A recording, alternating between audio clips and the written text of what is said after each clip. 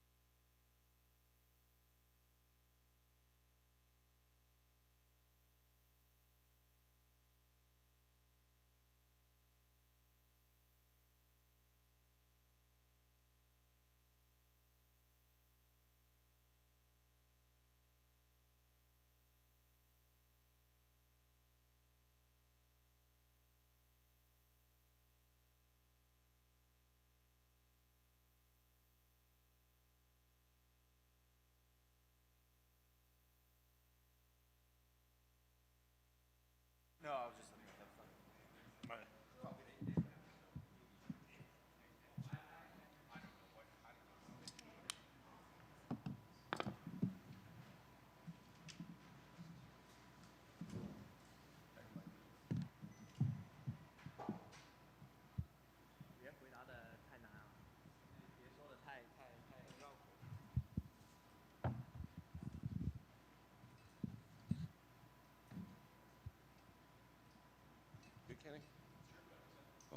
Xiao, right here. First of all, welcome to Vegas and everything. So I guess it's not every day you get matched up with a former champion like Cody Garbrandt, and not just a former champion, but he might be one of the more popular fighters in this division, regardless of ranking. So when a name like Cody came across your desk, I guess what was your first thought? 就是非常欢迎你来到拉斯维加斯。然后对于你接到这个比赛，对于你要对上前冠军科迪，他也是这个量级里面其中一个很有名的选手，你对此你有什么看法？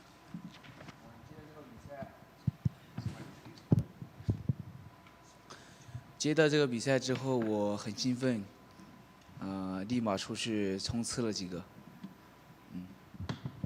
After I received the fight, and then I feel so exciting, and then I just go out to sprint for a couple rounds.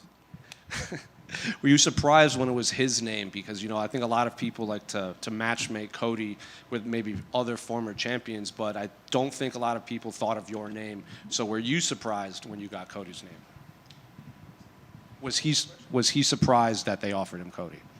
就是因为你的对手科迪以前打的都是一些前冠军或是准冠军的一些选手，可能你的名字没有那么的，就是有名在这边。那你对于你有什么感觉？就是他们配上了你，跟他打。我觉得，这是 UFC 对我的认可，然后能配上前冠军，我感到。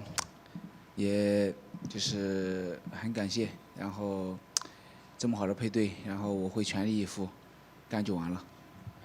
I think it will be a really good matchup for me with my opponent, and then I think that's UFC give me a big trust to me. Does this feel bigger? Because like I said, Cody has a lot of fans. So does this fight feel bigger than anything else you've experienced? 因为你的对手他有很多的粉丝，然后他的流量也很大，你会感觉就是这场比赛会比以前的比赛会更浓重，会更加大吗？对，对于我来说，这场比赛就是因为对手是前冠军嘛，我就说在这个量级在前15的人都。好像都有很多人都没打过前15，但是UFC 安排我打上了，也是 UFC 对我的认可啊，我也很兴奋，我不会错过这次机会。I won't miss this chance, and I know, of course, I know he's really popular and really famous in this division, but I won't miss this chance, and then I will let everybody know me. How have the American fans treated you fighting here in America against an American fighter? How have the fans treated him, considering he's fighting in America against an American fighter? Like how have the fans treated? 就是你的粉丝对于你去美国，然后对上一个美国的选手，他们有没有什么特别的看法？其实也没有特别的看法，粉丝都叫我干就完了，因为我这也是我的风格嘛，所以才能配上这么好的对手。My fans didn't say much because they know my style. Just fucking go inside the octagon. So I will just follow what they say. Just when I get into the octagon, just fucking go. Last question for me. Cody likes to come out very aggressive, like especially earlier in the fight. So I guess what are you expecting from him? Because like I said, he has a lot of power, but he has also been known to get hit quite often in his fights. 就是你的对手他在前期就比赛的前期，特别是第一回合是非常的压迫性、进攻性非常强的，而且也非常的强势。你会怎么去应对？你感觉你会就是对，你会怎么去应对？我觉得做好我自己就行。其他的比赛场上就也不一定能发生什么，反正我就做好我自己。I just do my things and do my best inside the octagon, because no one know what happened inside the octagon. All right here. Xiao, you came to the UFC through Road to UFC, the tournament. Coming from Asia, can you talk about how important is that tournament and that opportunity in terms of growing the talent back in Asia? 就是因为你是从精英之路里面再进入到 UFC 的，就是你可以讲一下你对于这个 UFC 精英之路这个经验，对于你怎么样进入到 UFC 里面，就是给你的经验或是给你的一些帮助。我觉得 UFC 对我的经验也铺垫吧，是一个铺垫，因为前期3场打的都是摔柔系的，但是摔柔系的，然后我就专门加强了自己的防摔啊这些各方面的技能，然后对我来说是一个铺垫。Road to UFC tournament for me is a big setup. Like, it's a really good setup for me to get into UFC, because they put me, all the opponents are grapplers, and that make me improve my grappling. So when I get into UFC, I think it will be good for me. Thank you. Hey, hello.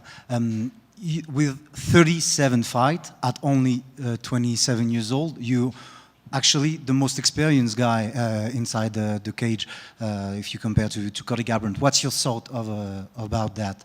Do you feel that your experience will be like a big point and a big turning point in this fight?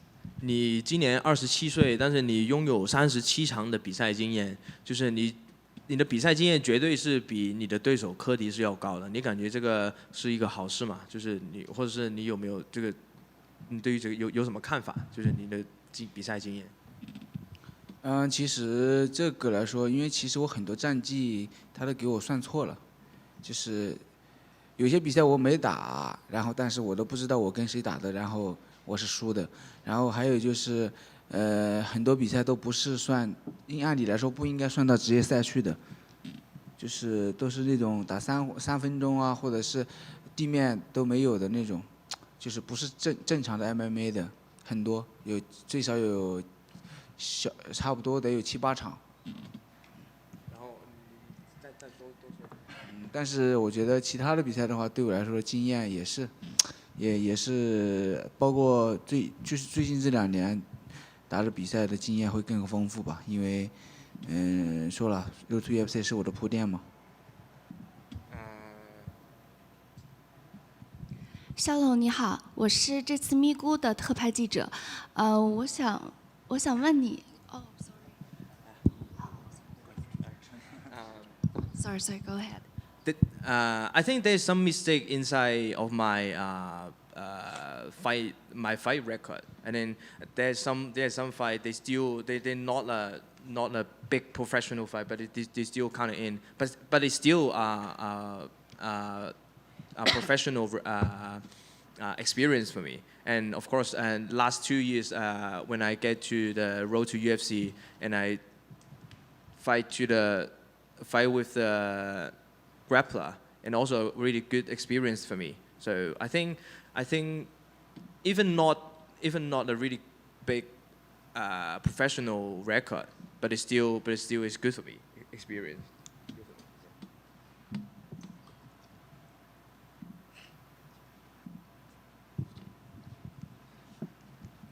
肖龙你好，我是这次咪咕的特派记者 Nicole。首先我想恭喜你能顺利的在这里参加比赛，因为我之前听说你的签证办得不太顺利，所以我想问一下这件事情对你的心态会有什么影响吗？我觉得确实签证的问题有一点困扰吧，但是我觉得人生没有一帆风顺的，这样才会使我更加有动力吧。还有就是因为因为我们中国是新年嘛，然后我还在备战，我大年初一还在上体能拉沙尤坦克，然后拉完沙尤坦克晚上就吃了几个饺子啊，休息。反正就是这些东西，哎呀，觉得也不用刻意的说什么，反正，因为我是这个职业嘛，有困难就克服，然后，一切顺利。谢谢你的回答，也在这里祝贺你新年快乐，然后加油。谢谢谢谢。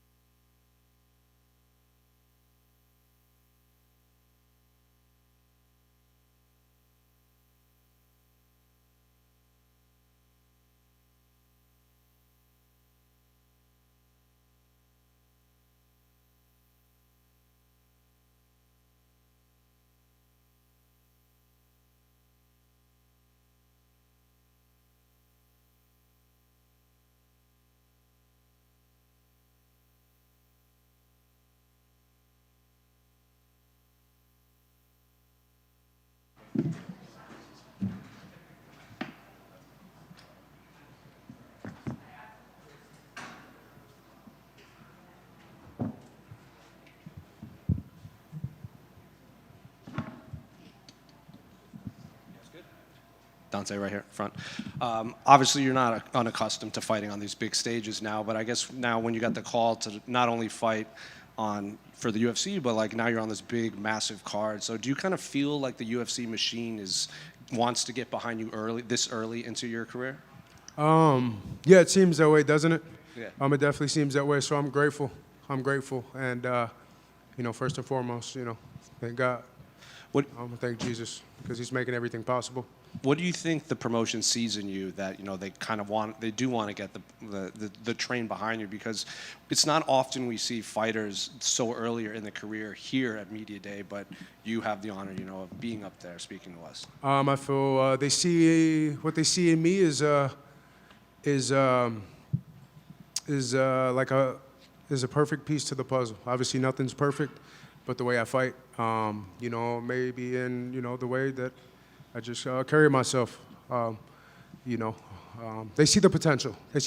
So, yeah, I'm grateful. Do you think it has something to do with that 100% finish rate, and they kind of, they want to kind of highlight that this early so fans can kind of get accustomed to your name early? Of course, you know what the fans want. They want violence and they want finishes. So, and that's just naturally how I fight. Naturally, my mentality is get in there and get it over with.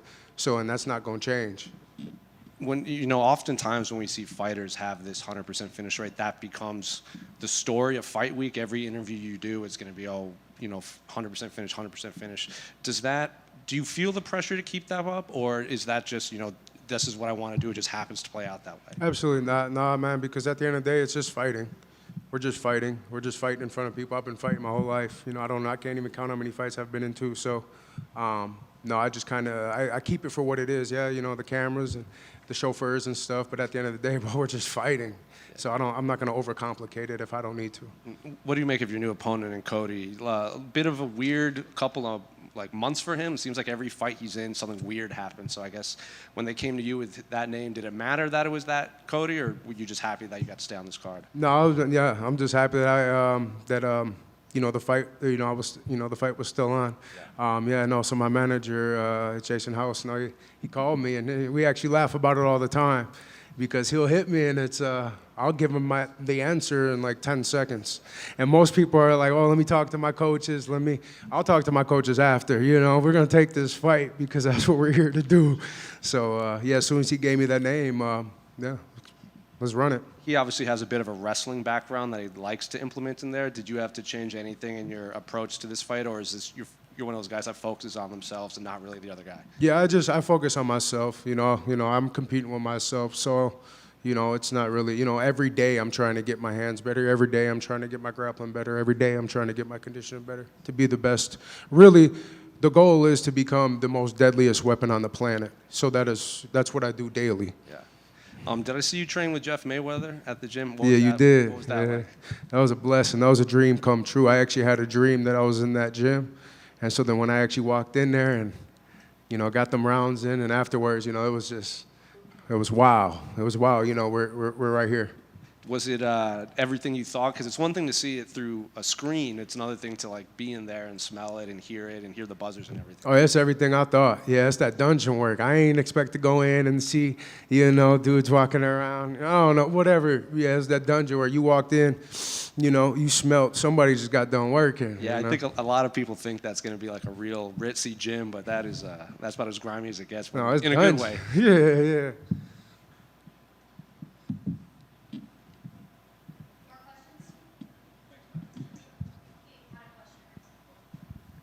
Hello. You're 7-0, all finishes. You fought in the Contender Series, now in the UFC with a finish and with the performance of the night. You look like the great companion for the UFC, and with a bright future in the organization. What's your thought about that? What would you say at the end? At the end, what's your thought about being like the good companion for the company with a bright future? Oh, I mean, I'm blessed. I'm blessed. I wake up every morning and I get to do what I love.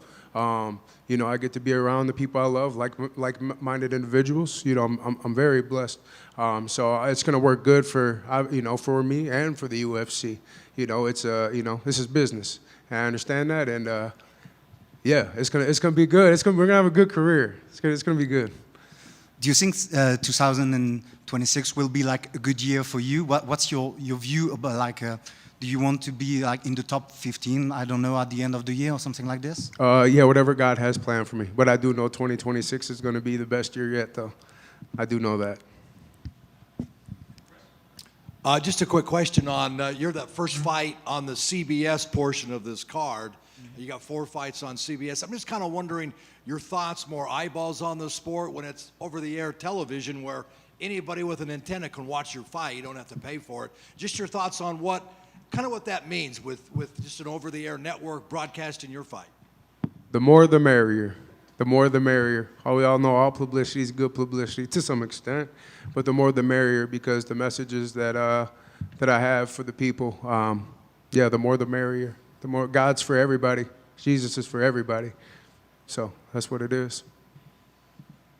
Dante, to piggyback on that one real quick, I noticed a lot of your captions on social media are quotes of scripture, and you just touched on it. For yourself, can you put into words, what does it mean to you to be a warrior of God? Everything. Because it makes things simple.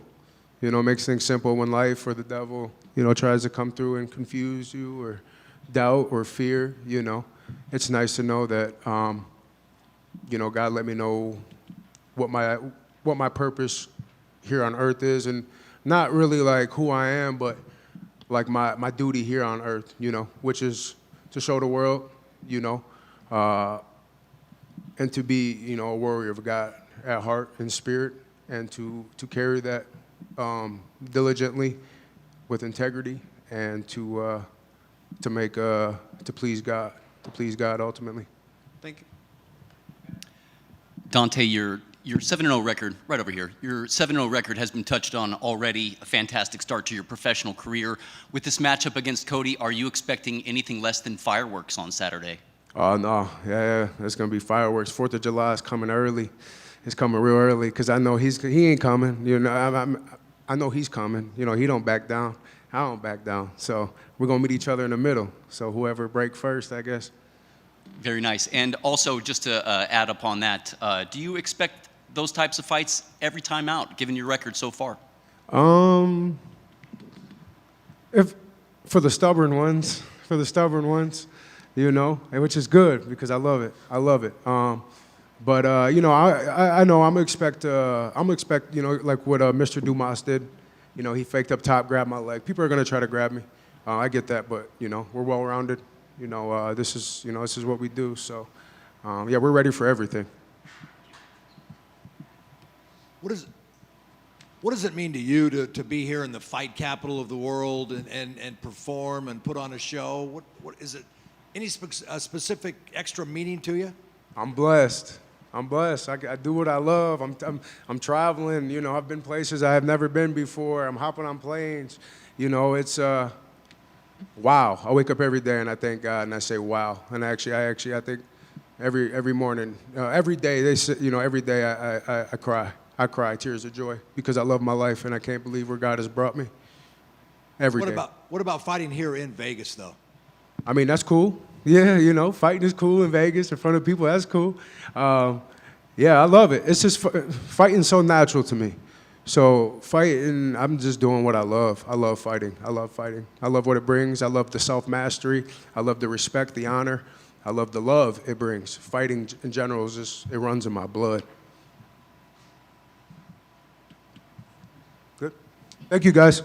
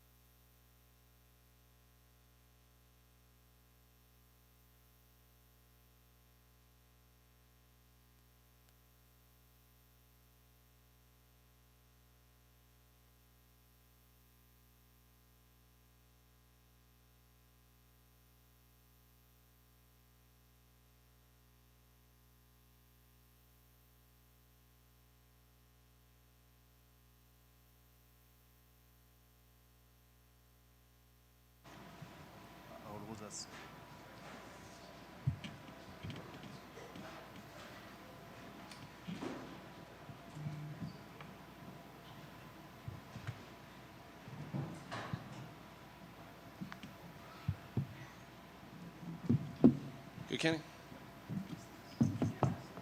Real front right here. Other side. Right here. Right now. What's up, man? I feel like we've been talking and thinking about this fight between you and Rob Font for a while now because, you know, it was booked and then rebooked and everything. So now that you're only a few days away from finally getting to fight Rob Font, are you just kind of excited to kind of stop thinking about this guy and finally getting in there to fight him? Yeah, I'm excited more than anything to be back in the cage, you know, and getting an opponent, top 15 opponent, is what I've been looking for. I've been working so hard for this opportunity, so I'm ready to make the best out of it. And what are you expecting from Rob in there? Because, you know, his last few fights maybe not as indicative as, you know, the skill level that he brings. So when you finally step in there, what version of Rob Font do you see? I expect them to come hard, you know. Pause. But I expect them to come with everything, you know,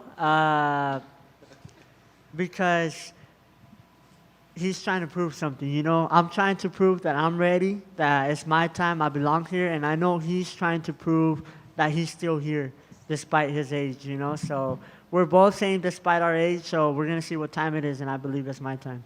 Are you a guy that watches tape on your opponent, or do you just not really care about it? Oh, no, I watch a lot of tape, you know, and he's been in their main events, he's been through wars, so that's what excites me about this fight, because since I got into this company, I've been looking for fights like that to test myself, so nothing more than to get started with Rob Font, because after this, I know it's going to come only tough fights from here, so I'm ready to get started. Well, I was going to touch upon that, but since you brought it up, you know, the guys that he loses to are champions, former champions from multiple weight classes, some of the best fighters, top 2, top 3, so is that what excited you about Rob? Not just the name, but, you know, the guys that have beat him have, you know, typically gone on to fight for the belt. Yeah, like fighting somebody experienced like that, that's been through it, and I'll see where my level is. You know, I know it's a test for myself, and I'm ready to pass it with flying colors. And I'm excited because these guys weren't able to get Rob Font out of there, so I'm excited to go in there and try to figure it out and try to get him out of there. What, if anything, did you kind of pull from his last fight against David Martinez? I just think Martinez was too fast, you know. But I just knew off the get-go, like when they got matched up, that David Martinez, because of his style, he was going to be too fast. And I feel like Rob Font just starts to get frustrated when things aren't going his way. And I just think that was the problem.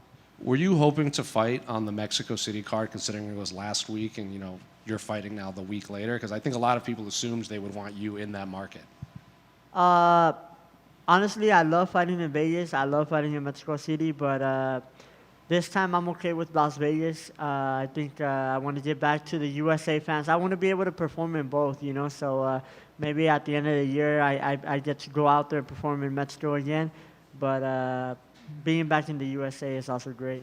And outside of fighting, I guess, how's life been for you, your family, and your friends? Because I remember when you broke onto the scene, it was, I can buy my mom a minivan, and now you're kind of one of the more popular fighters on the entire roster. So how's life been for you and your inner circle outside of fighting? It's been good. I mean, they keep me humble, and I'm excited because after this fight is a life-changing moment this Saturday. I can change my life and upgrade from like a minivan to like a Lamborghini Urus, you know, some shit like that. Get a house this time. The bonus increased, so there's a lot on the line this Saturday, and I know that. So I worked my ass off. I poured all my life into this sport for moments like this, and I'm just excited to go out there and get the job done. And the last one for me. I know everyone saw that interview you did with Dominic Cruz, and you're like, I kind of want to retire by 25, which caught a lot of people off guard. Did anyone reach out to you and kind of talk you out of retiring or wanting to retire that early? A lot of people have talked to me about it because I've said it since I've came into the company. But obviously, God has a plan for us, you know, so that's just me having a vision, but it could probably be potentially longer. We never know. But all I'm saying is once I get everything I want in this sport, I get the job done, I get my titles, then I'm out of the sport, you know. But so far, it's going good, exactly as planned. And if I get ranked, for example, this Saturday, then I'm a 21-year-old ranked, and I'm a few fights away from the title. So the 25-year age might be looking good for retirement. So with a win, are you going to expect 5-round main events after this? Because usually that's what happens when you get a ranking next to your name, especially in this division. Yeah, I'm ready. I'm ready to go for main events. But more than anything, I'm just focused on the title, enjoying the process, enjoying the journey, and whoever they put in front of me, I'll be ready. But right now, I'm ready for Rock Farm, ready to show the best version of myself, and get the job done. Hey, Raul back here. Straight up. Raul, if I'm not mistaken, this is your first fight in Las Vegas since turning 21. I mean, now you can have a big after party, you know, legally and everything. Are there any particularly special plans for after this fight? I'm gonna put everything on red. And then, ironically, in the other direction, obviously you've been, you know, the poster guy for, you know, the next generation, these young up-and-comers in MMA. Now, a few years into it, what's it like for you to see, you know, now more and more young people, you know, teenagers getting into early adulthood, becoming pros, and just kind of also adding to that next generation of talent coming up? It excites me, you know. I just think that the new generation is here, and that the sport is evolving. You see young people on all the sports now dominating, you know. So that's what excites me about specifically this fight too, is the new generation against the old generation. So we're gonna see who's got it, you know. You know, final one, you see them promoting, you know, Joshua Van, Tatsuro Taira, first title fight between two guys born in the 2000s. When you see, like, you know, the graphics like that, do you also see yourself like, hey, like, it is going to be our turn for a guy like me coming up soon? Yeah, definitely. But I give all like props to Tatsuro and Joshua Van doing it at a young age, you know, and it excites me because, like I said, it's the new generation that's taking over the UFC. And you see new people getting signed that are my age. I think there's a couple people my age already in the UFC, 21. So I'm excited to keep opening the doors for the young people. Thank you. Raul over here. Raul, I had a question. You were talking about the new generation, and when we watched the last fight of Lonnie Kavanagh, for example, he fought also a former champ and a big guy, big name. What would you say is the biggest difference between the new generation, and what's the switch you guys made? Why you go so hard like you go as a MMA fighters? I just think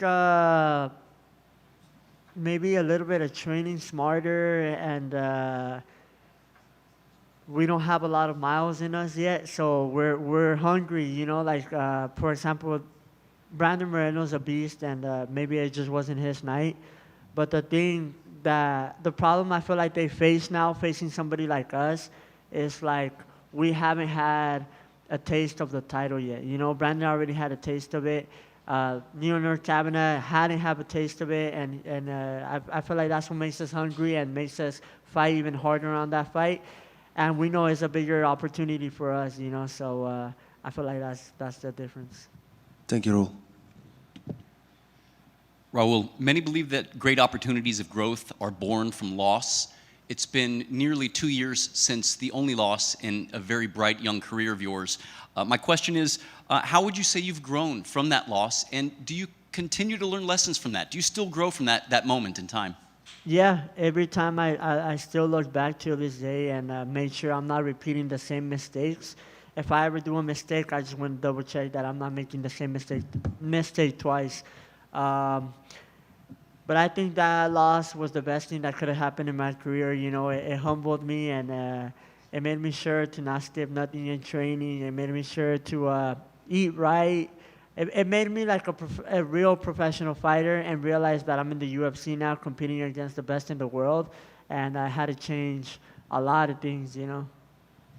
Fantastic. Also, I'm very curious, did you coin the term, did you invent the term Chiwiwi? Yeah, I mean, it came from my homie, and then I just went on with it, you know. We were doing camp in Mexico City in a mountain with no service, and that's all he was saying, so it just got stuck to me. And after the fight with Ricky Turcios, It just came automatically. It wasn't nothing planned. I didn't plan it like, oh, I'm gonna say it after I win. It just came automatically. Thank you. Hey, Raul over here. Over here. You frequently post on social media doing skits and a lot of fun content. How important do you think it is to post on social media and have a presence on there being a fighter in the current age? I think a lot. I think a lot of people now look at social media, so I just try to show off like my personality and just fun stuff for the people to enjoy. You know, I think I don't really like posting too much about fighting on my social media because obviously they know I'm a fighter, but I like showing like what we do and that I don't know, we're just normal people, you know. Hello, Raul. If you win this weekend, you could enter the top 15, and you will be like the youngest fighter to enter the top 15. What's your thought about that? Man, I'm grateful. You know, I thank God for putting me where He's put me today, and I really don't think about it. Like even when I became the youngest UFC fighter, it was not something I ever thought like, oh, I'm gonna become the youngest UFC fighter. I just have my ultimate goal to become the youngest UFC champion, but everything that's coming along the way, I'm grateful for it, and I just let it sink in. You have a great reach advantage over your opponent. What's your like the way you will approach the fight? Who has the reach advantage? Him, no? I think. Yeah, you're taller, but he has like a tiny reach advantage over you. Yeah. Yeah, I think. You know, just my fight style. I fought Terrence Mitchell. He had a really long reach. So throughout these camps with different styles, I've learned how to deal with every single thing. And this time I was training at the MMA lab. A lot of good different styles, new up-and-comers, a lot of talent in the gym. So getting all different looks, a lot of good boxing, and I think I'm more than ready for this Saturday. Just the last one. Are you growing like the maturity of yourself, like at the beginning when you enter the UFC, and now do you see like a big difference? Yeah, I think in experience, how to carry myself, maturity, because obviously, like I said, the Christian Rodrigues was what really made me change a lot of things. Because if you think about it, I was 18-year-old making a good paycheck, you know, with a lot of fame, and I just felt on top of the world, you know. Hi, Raul. I'm from Chinese media, Migu. We have a lot of young fans on Chinese social media, and they gave you a nickname. It's called 紧凑哥. And I want to ask if you could say something to the young generation in China. What would you say to them, to your fans? To all my young generation in China, I would say just keep working hard, stay dedicated in whatever you want to do.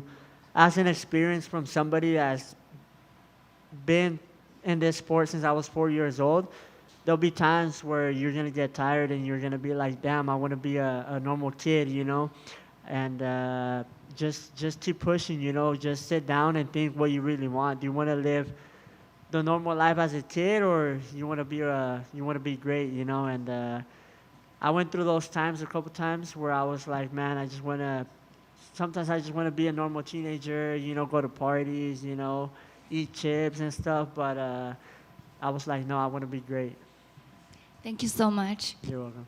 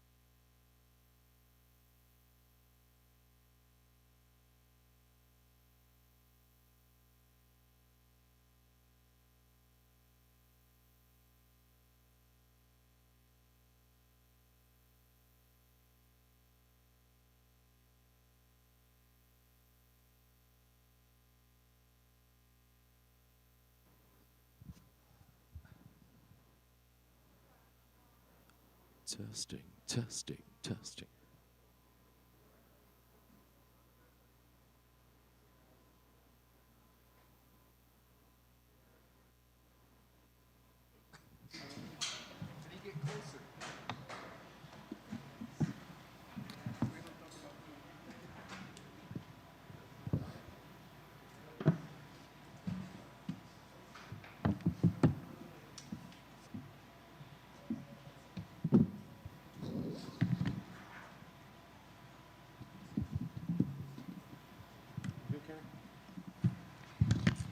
Brunno, front, right here.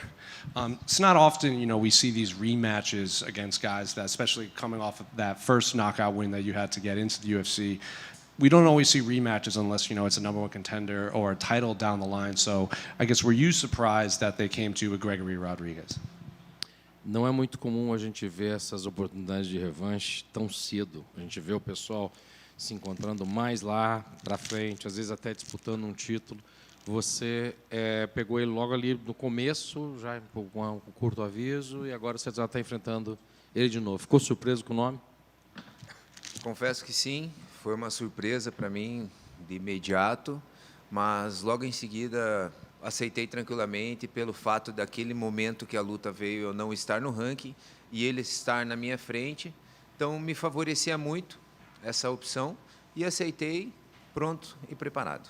I was taken aback a little bit when it started, when we got the name, because I thought, well, obviously fighting him again, but not as much when I realized, listen, he's ahead of me, he's out there in the rankings, is someone that I'm going to have to face to leapfrog him in the rankings.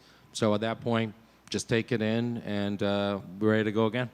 Are you surprised that he's ranked above you, considering you're the one that knocked him out? Você fica surpreso o fato de ele ainda estar em cima de você no ranking pelo fato de que você nocauteou ele?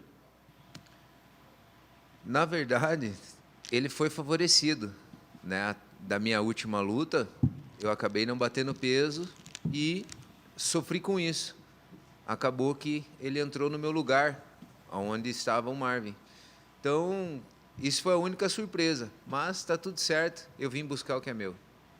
Yeah, well, he turns out he was favored by the fact that my last fight, I obviously didn't make weight, so he ended up taking Marvin's spot. But that's okay now, because I'm here to take what's mine. Speaking of the weight miss in your last fight, I read an article saying you felt you got a little too big to try, before that fight. So I guess, what have you done since then to maybe slim down? Falando sobre essa história do peso na última luta, ele leu um artigo que você mencionou que talvez tenha ficado grande demais antes da luta. Qual foi o ajuste que você fez daquela perda de peso para essa? Eu tinha uma forma de conduzir, né, a perda de peso e acabei errando com isso.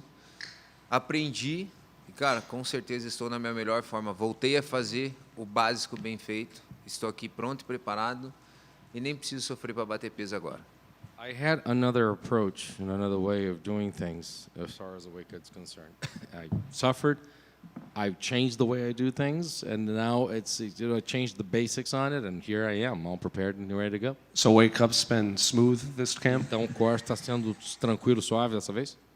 Na verdade, não está tendo corte. Hoje eu estou a 2 quilos para bater peso. Actually, there's no weight cut. I'm actually like 4 pounds away already.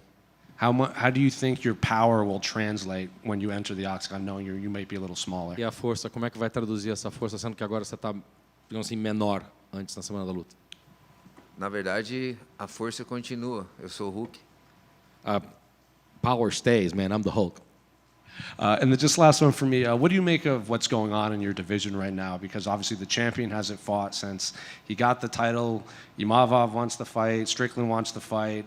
GDP doesn't have a fight booked. Brendan Allen doesn't have a fight booked. So what do you make of this middleweight division right now? O que você acha de toda essa confusão que está na divisão? Porque assim, tem um monte de gente que não tem luta, tem um monte tem gente que teve umas lutas marcadas esquisitas. O que você acha desse bolo que está ali em cima?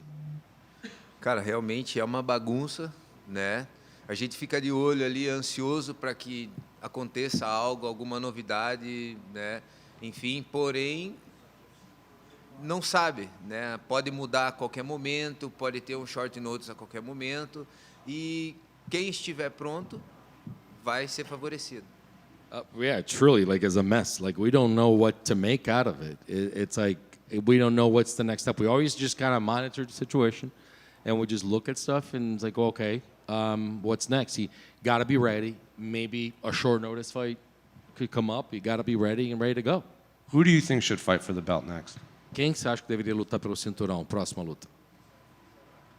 Cara, na verdade, pensando dessa forma, o primeiro, né, quem está o número 1 do ranking deveria ser o próximo a ser desafiante. Looking at that way, looking the first one in the rankings. If you're the first in the rankings, you should be the title contender. What do you make of Paulo saying he wants to go to light heavyweight, win one more, and then come back down and fight Hamzat? O que você acha de Paulo Costa falando, quero subir de categoria, aí vou lá, ganho uma luta e desço aqui para lutar com o Hamzat? Ele não vai fazer isso, ele não é um cara que merece isso, na verdade. Então, assim, essa oportunidade ele pode esquecer que a categoria vai acontecer sem ele. Listen, he is not going to do it. He doesn't deserve to do it. He can forget it because, you know, the division will move on without him. The division will happen, that's what he said, without him.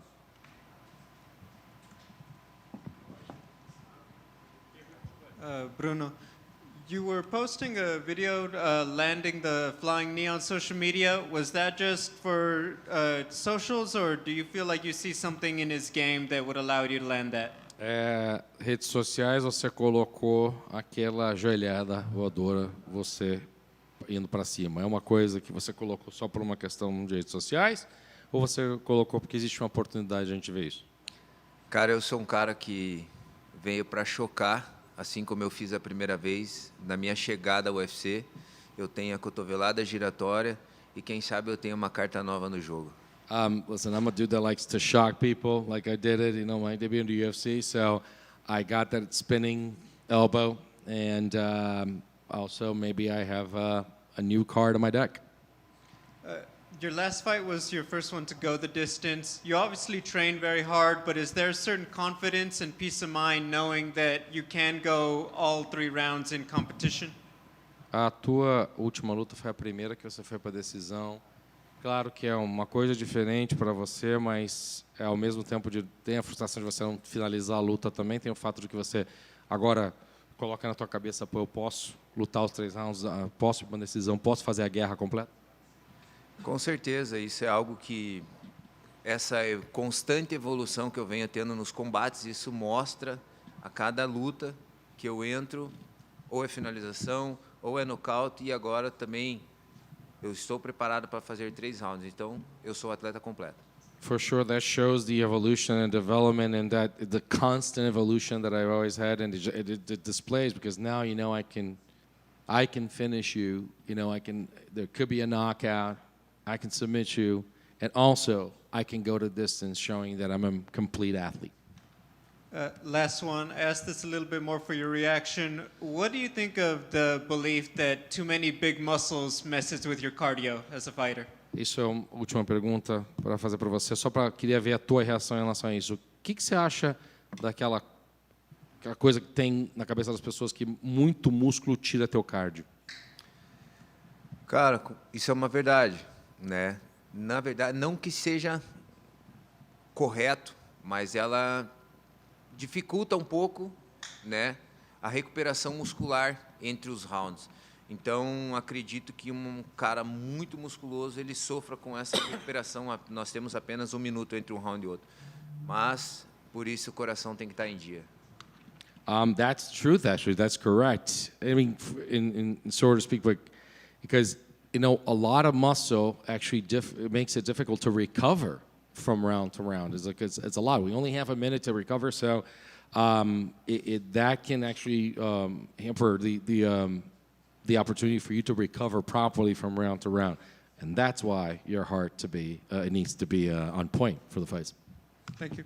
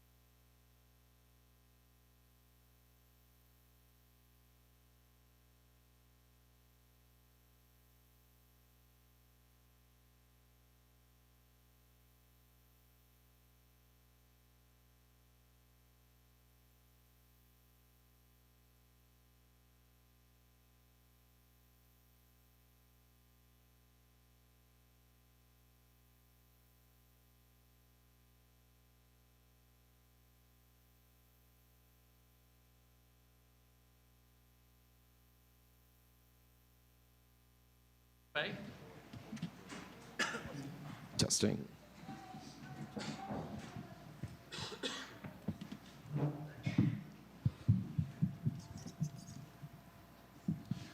Well, Charles, you have been a champion in this sport before, but the BMF title is something unique. When you look at it and compare it to the belts you've won in the past, what do you think of the BMF belt and how does it rank against the undisputed title? Charles, você já foi campeão na categoria, já foi campeão nesse esporte, mas o BMF é uma coisa única. Como é que você olha para o BMF, o cinturão, o poder de ser campeão BMF nesse esporte em comparação aos outros? Com certeza, mais um grande cinturão, mais uma grande oportunidade de levar esse cinturão para o Brasil. Nenhum outro brasileiro conseguiu isso, então com certeza vai ser mais um grande recorde para mim. Quando eu falo sobre legado, isso é importante. For sure, this is a title.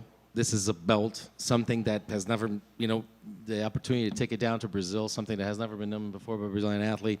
When I talk about legacy and getting things with the records and everything else, that's what I'm talking about. When the belt was first introduced, sometimes people sort of spoke down on it, and now there's this idea that Max Holloway has turned this belt into something important. Do you agree that Max has turned this belt into something that fighters should want to take, or is it just, hey, a belt is a belt and I want to win them?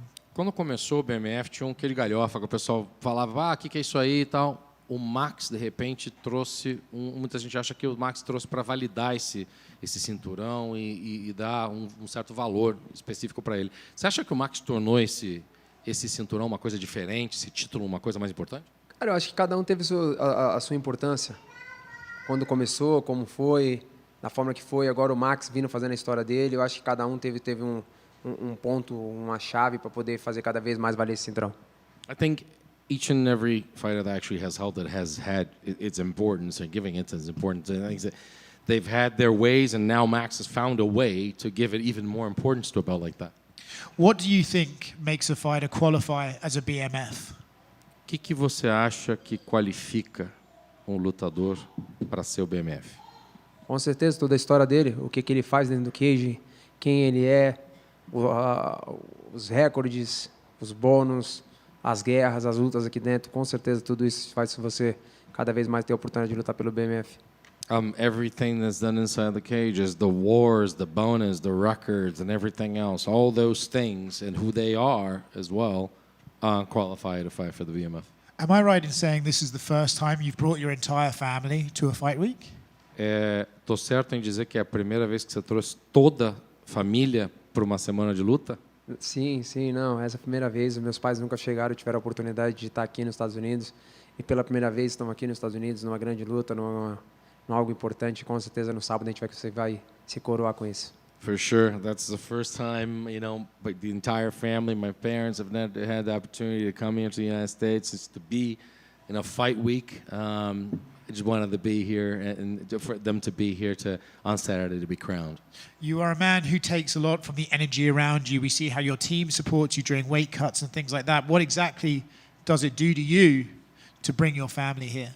Você é um cara que a gente sabe que tira muita energia, assim, extrai uma energia positiva de estar junto com as pessoas, com a equipe, com a família. O que significa para você ter esse lado extra de ter a família toda também? 100%. Eu sou um cara que eu preciso de motivação, eu sou um cara que eu preciso de coisas boas ao meu redor. Eu sou um cara que, quando eu estou feliz, como eles mesmos falam, se eu estou feliz, não tem como me parar. E é isso que eu estou feliz.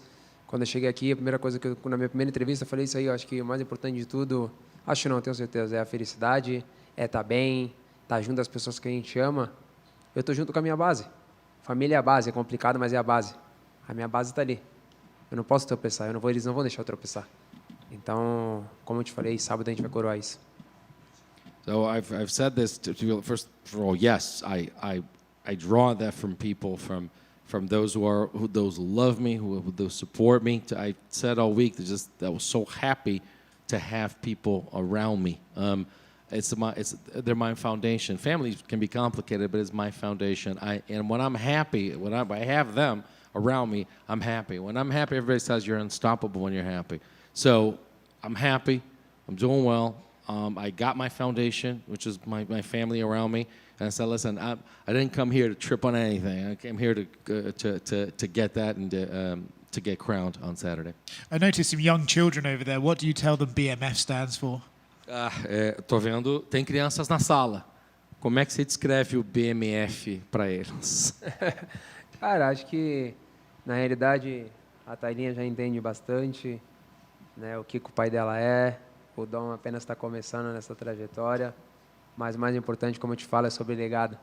Daqui mais algum tempo eles vão perguntar o que é isso aqui e eu vou explicar, papai, e eu vou poder explicar para eles o que é isso. BMF é aquilo que o pai dela, que o pai deles são, né, aquilo que eu sou para eles. Well, for now, well, she understands what Daddy is, like what he does for a living, you know, how things are and how tough things are over here. But so I'm just starting on this. But this is about, I got that legacy. And years from now, I'm going to have the opportunity to say, you see this thing? That's what Daddy is. That's what he is, and that's what he represents to be the BMF, and I'll tell him what it is. Charles, right here. Obviously, this is a rematch coming up. You get through this, there's probably a lot of other rematches that could be waiting for you. Same with Max. Do you feel like the two of you have, in a sense, kind of lapped this division, and now you have to go through it again because you've already fought pretty much the best of the best? Vocês lutaram muitos anos atrás e vocês, obviamente, evoluíram. Os dois são duas pessoas diferentes. Como é que você se sente em relação ao fato de que vocês tiveram, vocês já basicamente passaram por muita gente no caminho de vocês, rumo a títulos? Você acha que agora, de novo, vocês basicamente estão tendo que fazer tudo de novo para serem campeões novamente? Não, vamos esquecer a outra. A primeira não existiu. Esquece. Vamos matar. Ele ganhou. Pronto, acabou. Com certeza, dois grandes nomes, dois grandes ídolos do esporte, dois grandes campeões que vai ter a oportunidade de lutar agora sabadão e fazer história mais uma vez. Let's the first fight between us. Let's kill that one. That's it. He won that fight. That's it. It's two great fighters, two legends, two guys that just you put on a show. We're gonna put on a great show on Saturday. What was the high coming down after your big win in Rio? Because obviously we weren't there and we got to see it through the TV, and it just feels like something we'll never experience. So I guess for you, what was it like coming down from a moment like that? Como é que foi voltar a uma realidade, uma normalidade depois da tua vitória no Rio? Porque a maioria da galera aqui não estava lá, não viu. Nós vimos pela televisão. E a emoção, o que a gente viu pela tela, foi algo que a gente falou assim, putz, a gente nunca vai ver isso, como foi aquilo.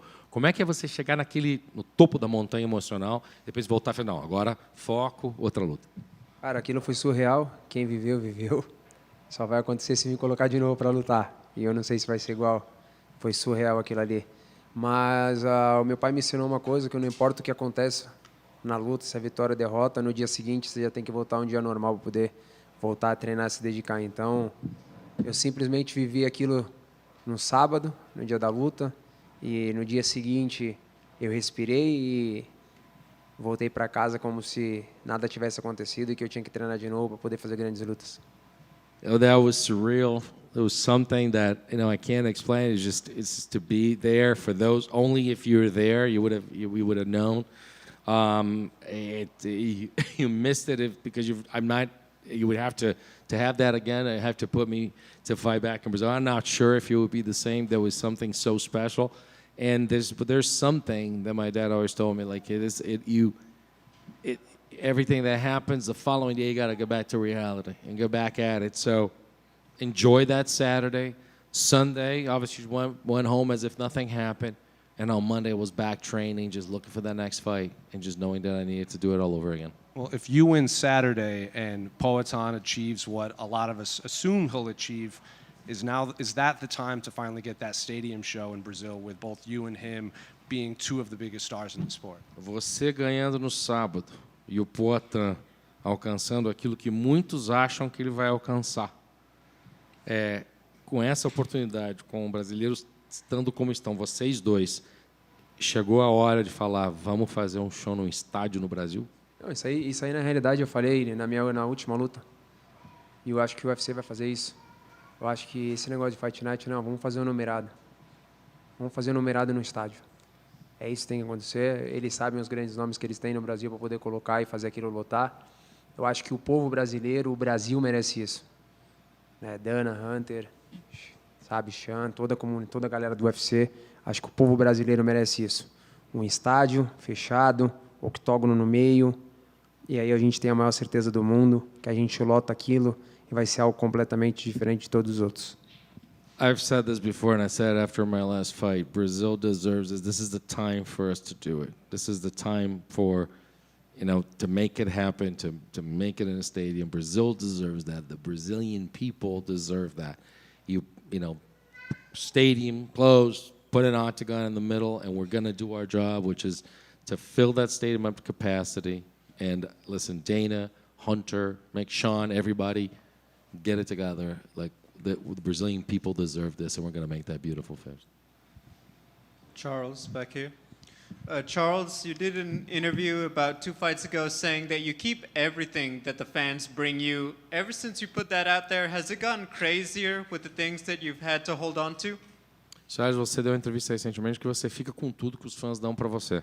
Depois que você revelou isso, ficou doido o bagulho, o pessoal começou a simplesmente mandar mais coisas, já que ele vai ficar, vou mandar. Cara, na realidade, acho que você tem que ter respeito por aquilo que as pessoas te dão, pelo carinho que as pessoas têm com você, sabe, o amor. Vocês veem nos vídeos, vocês são pessoas que são inteligentes.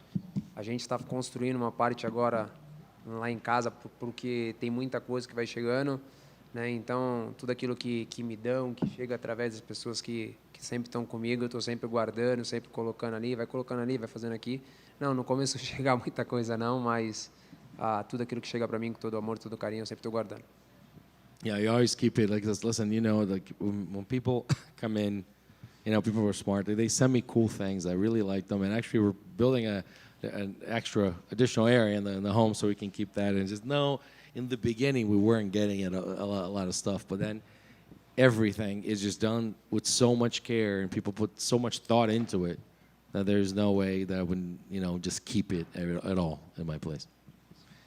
Another question. You posted working with Damian Maia. Obviously, you're both so well known for your submissions. Can you just talk a little bit about what it's like when two great jiu-jitsu minds like you two work together? Você postou que você estava treinando com o Damian Maia, pensando, you know, estava fazendo estratégia com o Damian Maia. Como é que é isso quando duas grandes mentes, grandes estandartes do jiu-jitsu no MMA se juntam para combinar um plano? Cara, com certeza, 100%. Lembrando para todo mundo, a gente não está fazendo jiu-jitsu, está assim em MMA. Damian é um cara gigante, um cara que tem uma história linda dentro do UFC, né? É um cara que tanto em pé como no chão é muito bom, sabe, tem a mentalidade, sabe fazer. Então a gente treinamos, se dedicamos. É muito bom ter um cara ali que pode te ajudar, pode falar coisas boas para ti. Então eu sou muito grato por Damian ter pelo segundo campo junto com a gente. This is huge, and I just want to remind everybody, this is not jiu-jitsu, we're actually doing MMA, so it's important to have somebody like him that it's just, obviously, we put the work together, we got together, we made it happen, we dedicate ourselves to this, it's so good to actually have somebody to, you know, saying positive things, just kind of pulling you up and helping you out, so it was pretty cool to have him in his second camp. Thank you. Charles over here. I have a question. When we look at you as a fighter, you're never disrespectful. You're always a guy who fights from the heart. What's one of the things you would be most likely to be remembered of as the moment you say, okay, I'm done with fighting? I'm just curious to see what you think like that. Você é um cara que sempre foi muito respeitoso, uma pessoa que sempre muito grande postura fora do octógono também. Eu gostaria de saber de você, no final de tudo isso, ao ser lembrado, como que você gostaria de ser lembrado? Com certeza, um cara humilde, um cara iluminado, um cara que saiu do nada, um cara que sempre soube de onde saiu, aonde chegou, aonde está e aonde quer chegar, sabe? Sem precisar subir, pisar em ninguém. Eu acho que isso é o mais importante. O mais importante da vida é você não criar um personagem, você ser simplesmente você, saber que quando você vira uma estrela, tem milhares de pessoas te olhando e isso te causa um peso, porque aquilo que você faz é aquilo que as pessoas e principalmente as crianças vão querer fazer. A humble guy, somebody that, you know, it's always been nice to people, somebody who's aware of where he's from, where he is, and where he wants to go, never steps into other people, that someone that is aware also when you become a star, that everyone is looking at you, you know, kids, everybody else, they see what you do and they'll be there. So, you know, somebody who's chosen, somebody who is illuminated, and somebody who came from nothing as well. And one more thing, I want to welcome you already because you will be in my hometown next week, so hope to see you there. Thanks, man. Eu gostaria de dar as boas-vindas para você. Na semana que vem você vai estar na minha cidade natal, então você já estão dadas as boas-vindas. Obrigado. Hey, Charles. Hey Charles, over here. You recently said your goal is to win the belt and then move down to 145 pounds. What was the decision, or I mean, what are the factors that makes you want to move down to 145 pounds? Recentemente você falou que talvez exista a possibilidade de eu ganhar o cinturão e daí volto para os penas. Assim, como é que é isso de voltar para os penas? Como é Cara, que na você... realidade, a gente falou meio ali na bagunça, na brincadeira, falei, Deus, se for da vontade de Deus, vencer o BMF, ter a oportunidade de lutar de novo nos pesos leves, vencer o cinturão, larga tudo e tiver uma oportunidade direto para o título do 66, por que não isso fazer acontecer? Mas como o Gia falou, precisa de um bom tempo, a gente precisa de bastante tempo para isso, para fazer acontecer, para fazer algo certo, para poder dar certo. Por que não? Vamos ver. Joking around, tossing ideas, we thought, listen, get the BMF, then get the title at lightweight, maybe go back to 145, I don't know, but as Gia said, like, we need some time to think this through and everything else, but like one step at a time, and well, maybe there's a possibility out there. Charles, speaking of 145, one of the craziest stats I think that you have is you haven't fought in that division in 11 years, but you still have the most submission victories in featherweight history. Does that surprise you at all? Voltando a falar dos penas, faz 11 anos que você não luta no... E você continua sendo recordista de finalizações, você vai ter submissão por via rápida. Como é que você se sente de 11 anos e continua lá? Gigante, feliz, grato. Agradecer muito a Deus por tudo isso que vem acontecendo na minha vida e isso vai continuar durante um bom tempo. Eu nasci para fazer história, eu nasci para quebrar recordes, é por isso que eu estou aqui. Huge, happy, grateful. Just very grateful for everything that has happened in my life, and it's like I came here to make history, and that's going to continue for quite some time. Yeah, and if you get a win here, you'll be the second fighter in the 25-win UFC club with Jim Miller. Jim says he wants to chase 30. That's his big goal. Do you feel like you can beat him there? Do you have 5 more UFC wins in you after this, do you think? Uma vitória, se junta o Jim Miller, mais o clube dos 25, das 25 vitórias no UFC. O Jim Miller falou que quer chegar nos 30.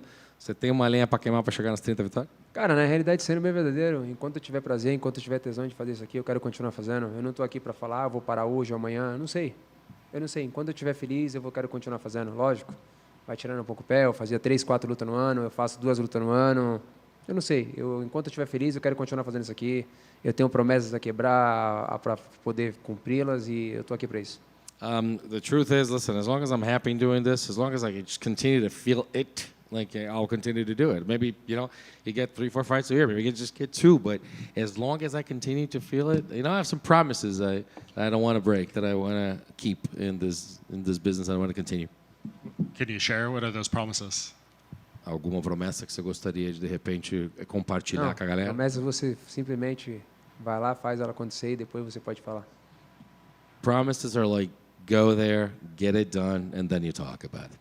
And just lastly, you mentioned wanting the undisputed belt after this. A lot of questions about Conor McGregor and defending the title against him after this. How real do you think that could be? And I assume if you were to fight Conor, it would have to be at 170. So was that appeal to you as well?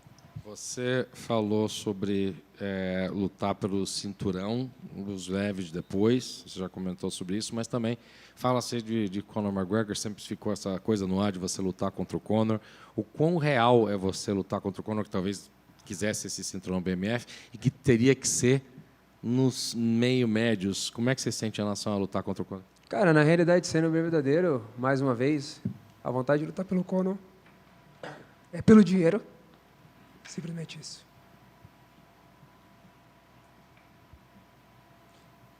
Being truthful, I've always been, and I'll be it again, to fight Conor, it would be for the money. That's it. Simply that. Acabou.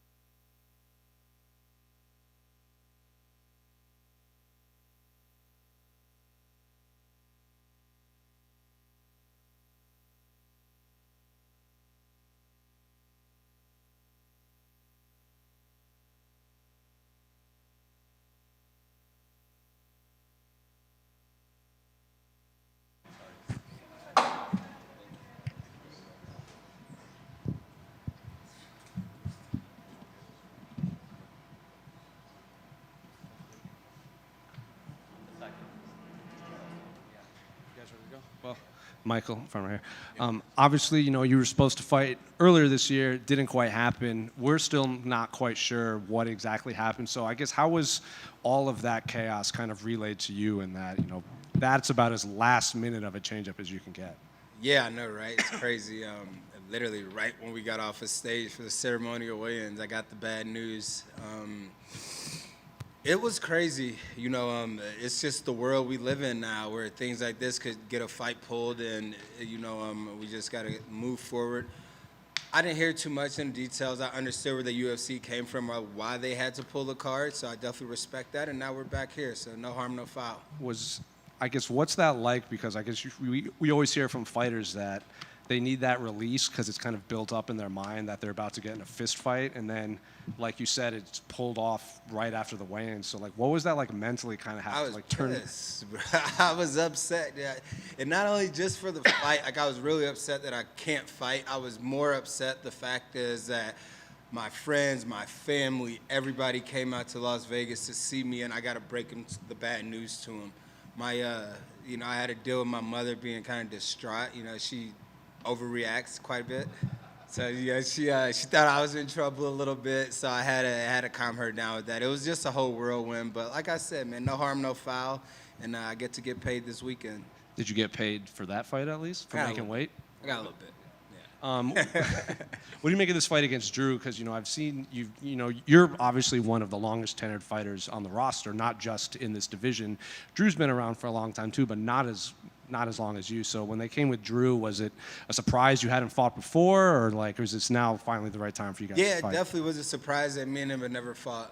You know, I've asked for Drew to fight him in the past, and this was when he was like on his big win streaks, and he wanted to fight somebody higher than me, and I respect that, you know, but now we get to fight each other, so it's good. Is it good to kind of prepare for a guy that you know is not going to shoot on you? Like, Drew very much always kind of wants to stand and bang. You kind of know what you're getting with Drew Dober. It's funny you say that, but everybody always shoots on Michael Johnson. Even if they're not wrestlers, they'll shoot on me. So I've seen him shoot in his fights. I'm expecting him to wrestle a little bit, but at the same time, I'm expecting him to be the same Drew Dober that I love to watch fight, that everybody loves to watch fight, and that's the one that, you know, bites out in his mouthpiece and comes forward. This was obviously the last fight added to this card, and I've seen some fan reactions saying that this is the fight outside of the main event that they kind of have circled. Dan Hardy even did an interview saying that he's kind of more interested in this fight than the main event because of the skill that you guys bring. So have you kind of felt that too, that fans fully expect fireworks from you? Yeah. This week I have been feeling it. You know, I didn't really think so of it because our main event is so good, and then we got other guys that are fighting on the card. But it's when you get two exciting fighters like me and Drew, you know, everybody has to be excited. So it definitely won't be a boring fight. I think you've been 16 years in the UFC, so I guess, can I ask, at what point did you actually start to feel like a veteran in here? That's funny. I guess the last few years. You know, once I get the unk and, man, the old guys are doing it good and this and that, I'm like, man, I'm not that old, you know, like, I'm not even 40 yet, you know, we're pushing it, we're just not there yet. And last one for me, unrelated to your fight, but I heard Reiner do an interview yesterday, and someone asked him who's the funniest guy in the gym, and he said it was you because you're always trying to fight everybody, and you talk more than anyone else. So how true is that? And I guess what's it like in the gym in there? Yeah, that's funny. I'll have to agree with him. I think I am. I just talk a lot of shit in the gym, you know. Yeah, like that's what everybody says, just a shit talker, right? But it's fun, man. I enjoy going into the gym. We're such a family in there. Everybody has fun, but yeah, fights do tend to break out, and I'm like, hey, I'll fight anybody. Like, you got a problem? Let's fight about it, and then we'll solve it like this. It's all in good fun, but this is what I do. I'll always be a fighter no matter what. Michael, over here. When we talk about the fight you have upcoming with Drew, everybody says it's going to be a banger, nevertheless. So what do you think the outcome will be, and how will you win? Yeah, I'm looking to finish Drew. You know, that's what I'm looking for. I'm coming here, but I'm going to enjoy the process. That's what I'm here for. You know, the finish can come, it can't come, I'll look for it. But as long as I stick to my basics and do what I need to do to win the fight, I'll come out victorious. Thank you, man. Michael, I did want to follow up a bit on the RDR stuff. Obviously, yourself, RDR, Gregory, RoboCop, all on the card. What was it like having camp all together for one date for 3 of you guys? Yeah. So it was great. I really didn't have camp per se because I was in camp for January and then it got scratched and this was kind of like a quick short notice camp. But it's always good when you have teammates fighting on the same card. We can feed off of each other. I can watch their trainer and their sparring. I can get energy from it. And now we're all out here together, so it's incredible. Will any of the coaches have to do like double time, triple time? Like, hey, coach, one of you guys, go back out there. Can't go back to the locker room. Anything like that going on to your knowledge? No, not to my knowledge. We got our good groups with us together. So I don't think our coaches need to be running back and forth tonight or tomorrow night or Saturday night. Thank you. Michael, as the elder statesman on the card here this weekend, That's a good one. I didn't hear that one. what are a few of the reasons that keep you performing at a high level? Yeah. A few of the reasons are I'm not satisfied with where I am in my career. I want more. I think I've worked for more, so I just got to keep it going. I think with my older age and me being around the sport this long, I know exactly what needs to be done. I know how to carry myself. As long as I continue to keep training and keep progressing, everything's going to go my way. Nice. Also, fighting professionally for nearly 20 years now in what has been a very entertaining career. Do you ever take the time to look back and let it soak in? No, not yet. I've come a long way. Definitely come a long way from Springfield, Missouri, starting to fight back into the UFC. This has always been a dream of mine once I got into MMA. But I've never taken the time to look back and smell the roses yet.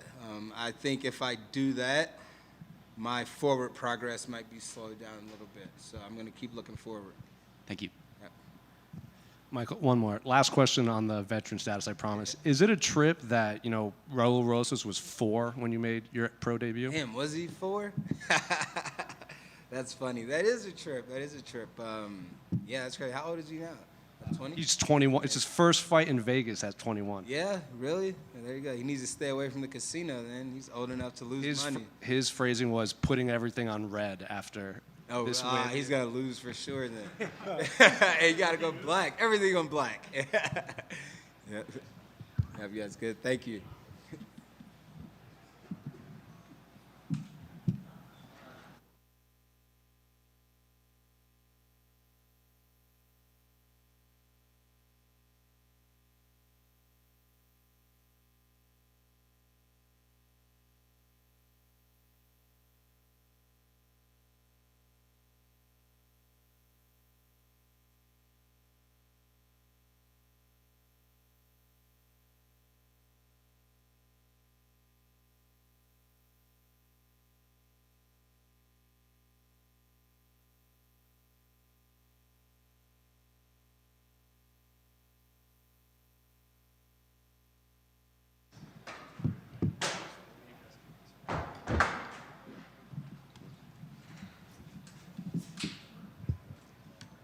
Hello. Hello. It feels like a lot of the talk around this fight is your health and how you're feeling and your body and everything like that. Does this kind of trip you out that you're coming in and everyone's question is basically like, are you okay? Yeah, that's the first thing they ask, and then afterwards they ask, when are you moving up to 205? So it's interesting. I know you've said that you did some research into why you were feeling quite so bad and stuff like that. I don't know if you've actually gone public with this or if you even want to. What was the reason your body was sort of failing you in that last fight? Just on all levels, my blood work, everything was in the trash. Everything was bad. But mostly standing out, like severe anemia, very, very low red blood cell count. Just work my body to shit, basically. When you get that news, is it like, oh, okay, now I know we can fix it? Or is there a moment where you're going, shit, can I get better? What is the reaction when you get that news? Yeah, so mostly, at least I knew what was wrong with me at that point. I was very happy with that. Like I had something to work from. But it took a long time to find my body back, to get everything started, to get the right treatment and find everything out. That wasn't easy. So there were a couple weeks there, me still, like, I couldn't complete a training session. I couldn't walk up the stairs without being tired. So there was a little while there I was thinking I might never fix this stuff, might be over. Yeah. To get here now and be here on Fight Week and feel how you're feeling now, do you look back at that last fight and be like, man, what was I even doing? Like, I shouldn't have been there, and now you feel so much better? No, but with the opportunity there, most likely I'd make the same dumb decision to fight again, because it was just, yeah, it was too cool, I was on such a roll. I knew my body wasn't there, but I just thought if I can get him out there in the first round, and I was close, then we wouldn't be talking about my health right now. This is very true. But would you have gotten better afterwards? Did you know you were going to get better? You were going to have I had in my mind that I'd figure out after the fight, like, I'll find out what's wrong with me. But maybe I wouldn't have pushed as hard to find it out as I did this time. Last one on the last fight before we move forward. There was, Israel obviously got attention when he said that maybe he was going to step in there and then something happened to him and he couldn't do it. I saw your quote saying you were glad that you didn't get to fight Izzy. Why exactly were you glad that it wasn't Izzy? I was glad that I didn't get head kicked into another dimension in that fight. Looking at this weekend, right, what exactly are you expecting from your opponent? Where do you think he's going to come and try and fight you? What exactly are you expecting? Yeah, so he's going to try and keep it pretty, keep his range, move back, use his shoulder roll. His right hook is very nice. He's going to try and kick the calf a little bit. And he's going to try and slow the pace down, keep it all orderly and under control. And I'm going to try and get in his face and bring some chaos. Are we looking forward to the RDR knees that Sean Strickland has stolen from you? Yeah, come on, Sean. At least give me some props afterwards. Right here. Speaking of Caio Borralho, I guess he obviously comes from a grappling background, but in MMA, he seems pretty well-rounded, good takedown defense, had a lot of success against Jared on the feet. So I guess when you watch his game, I guess, does anything stand out, or is he really just that well-rounded in MMA? No, very well-rounded. And for instance, his takedowns are pretty good, too. When he shoots a double, it's pretty nice. What he just does best is he's very measured. Are you a guy that likes to break down footage on your opponent? Because he seems very analytical as well. And I guess when you break down his last fight, can you take anything away from that? Because he also said he wasn't even remotely 100% in that fight. Nah, yeah, I like to study film a lot. That fight kind of just showed that he was just a little bit less quick than Imavov was. Just every exchange, Imavov was just a little quicker, and that's what gave Imavov the win. But I think I'm like a night and day difference from Imavov in all regards. Like, my style is not in any way like his, so doesn't show me too much for this fight. What do you make of this kind of the division as a whole right now? Because all these questions are about your last fight and you wanted a little more time off, but like Brendan Allen hasn't fought since that fight. Strickland just won. Hamzat hasn't fought. Imavov hasn't fought. Izzy has a fight coming up. Dricus still doesn't have a fight booked. So I guess what do you make of this division as a whole right now? It seems like there's a lot of opportunities right there. Hi, RDR, over here. Hey, what's up? Yeah, go ahead. All right. Hi, over here. Yesterday you said it's your dream to move up to light heavyweight. Based off how this fight goes, is there, how this fight goes, could that kind of be the factor if you do move up? I don't know. I've been talking about it too much for the last couple of days, and you guys make me hungry. And then also, there's a lot of talk with your teammate Xiao, and he's now out of the rankings. Do you think there's a chance we don't see him again in the UFC, or do you think he'll be back? No, I think he'll be back, right? He just got hurt again and again, what I understand. But I don't know much about it. Reiner over here. I have a question. You seem to talk a lot about going to 205. I'm just wondering what... Are you heavier than Jiri Prohaska? Yeah. No. That's not a question for now. I was wondering, what's the first thing you're going to eat after the weight cut? This time I will be very... disciplined and eat only the stuff the PI puts in front of my nose and nothing else. One more question. And how do you feel that your coach sits across from you and eats big-ass steaks? I love that he does that, and I hope he enjoys his life. Reiner, how have you enjoyed being a YouTuber? Because you've been very active and putting out a lot of content ahead of this fight. Crazy, yeah? Who would have imagined? Yeah, it's nice. It's cool. We do it very low production, so it's fun. Yeah. Your friend Costello Van Steen said you're a bit of a bully. What is your response to that? Yeah, Costello's my guy, man. He needs some. I'm very happy that you mentioned his name. This guy is so dangerous, one of the best fighters on the planet. I'm not sure if we're making commercials for his upcoming fight, but that's my guy. On that note, what was it like? Obviously, also RoboCop on this card also, so a lot of Kill Cliff energy, Michael Johnson too. Just what was it like having that vibe in the gym for this camp? Yeah, very cool. Everybody working towards the same date was a true blessing, 100%. And then final one, I noticed watching your YouTube, a lot of singing.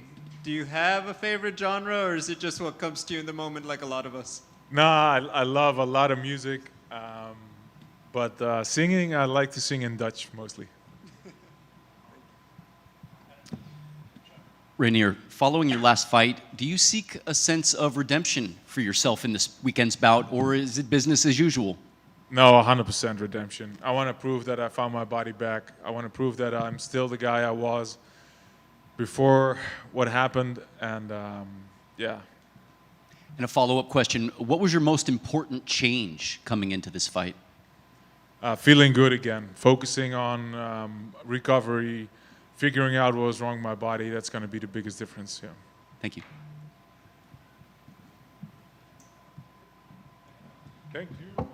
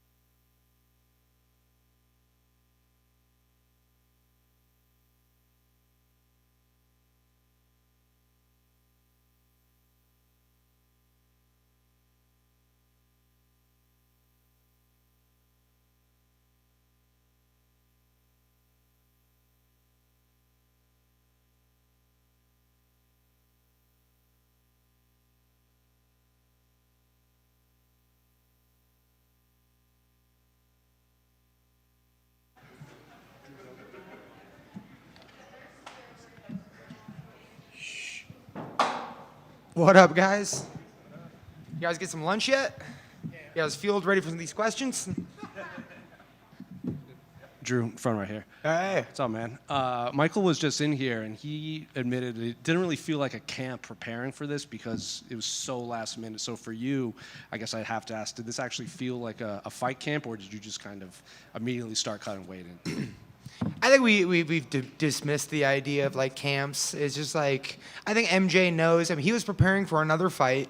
I was trying to prepare for like a potential fight in March, right? We didn't know who we were fighting, but we're gonna fight somebody. And so it's not really a camp. It's just your lifestyle. It's like you go to the gym, you eat proper, and then when you get the fight offer, and then you have to might eat a little less, right? But yeah, I mean, I don't really believe in camps. So going off of that, do you prefer these, like, I don't want to say short notice, but it is relatively short notice. So like a lot of fighters, they dwell on it. They have to think about this fight for weeks at a time, and you just accept the fight, and then like a couple weeks later, you're fighting the guy. Yeah. It's different for me. Like, I'd fight every weekend if I could. I just couldn't make weight every weekend, you know? And so for me, it's just I need to make the weight, and that requires, you know, more effort. But fighting, I'll do it next week if I could.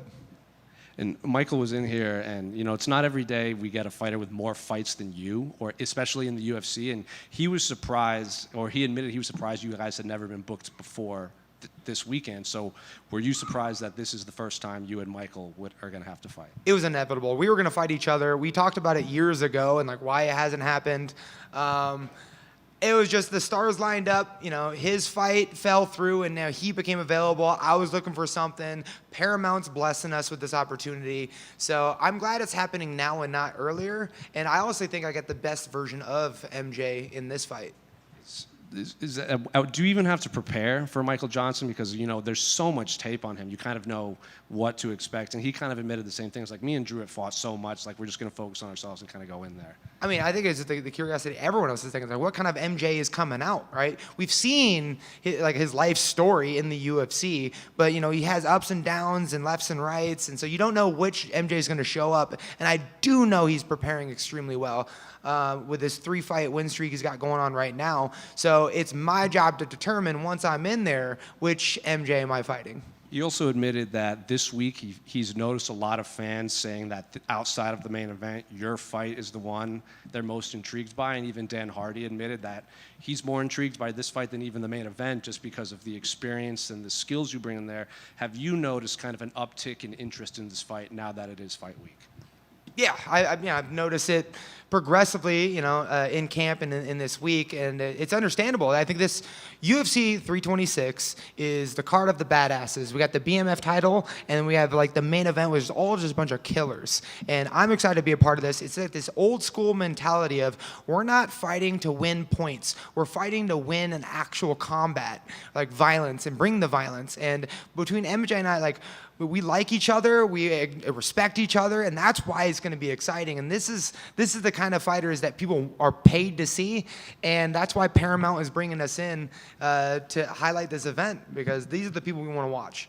Just last one for me, unrelated to your fight. What did you make of Terrence Crawford finally kind of hanging the gloves up? I know that's a guy that you have some experience with. Yeah. I mean, I think it's great for him. I like MMA and boxing are just run different. And so for Terrence, like, he got to fight on the highest level, get paid, and get out with that perfect record. And I thought it was beautiful, and Omaha, Nebraska stand up for him. But me, on the other hand, I mean, I'm living in this wild west of the MMA world where wins and losses don't matter as much as that quality when I'm in there. What was kind of the reaction back in Nebraska after that big performance? I mean, like, people closed the shops down. People were excited. I mean, Omaha, Nebraska, there's something in the water. People are like, they're creating such a spectacular fighters with Anthony Smith, Terrence Crawford, and the list goes on. And myself included, and I'm just blessed to be a part of it. Hey, Drew, right here, down the middle. Drew, very active on social media.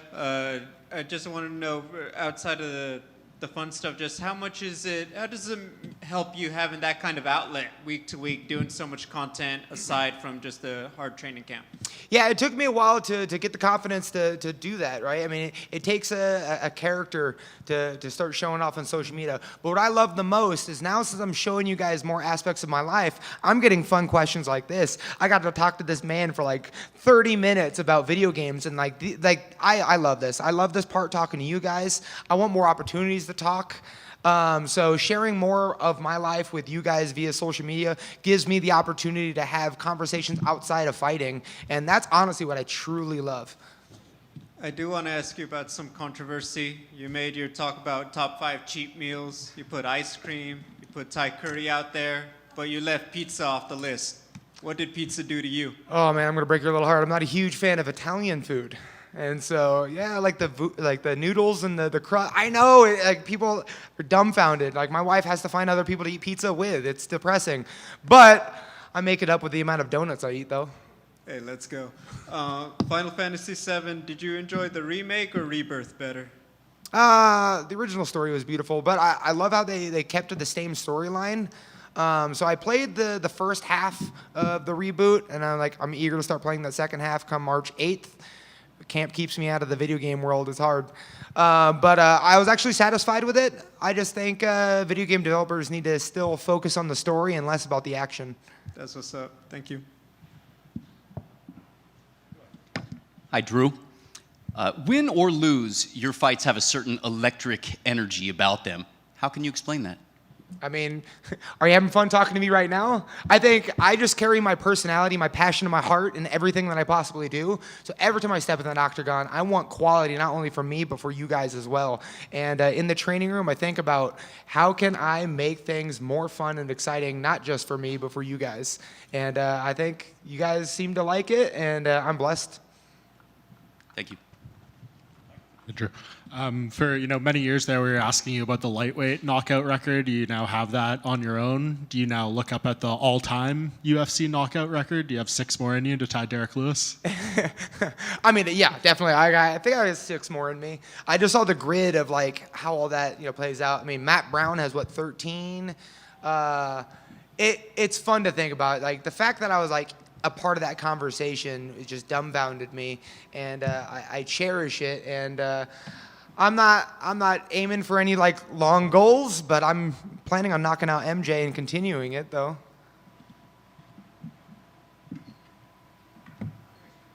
Thank you so much, guys.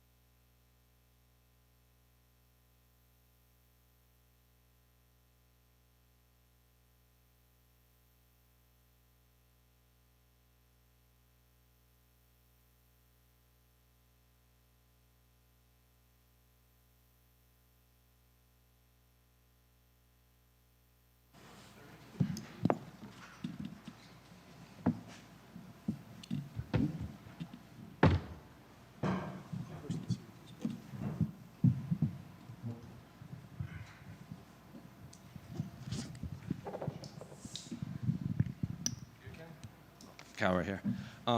Obviously, in your last performance, I think even you admitted that you weren't 100% going into that after the weight cut in August and then going into that fight. So, I guess physically, how are you feeling, and how's just life been in camp and everything preparing for this one? Yeah, right now I feel 100%. I feel myself again.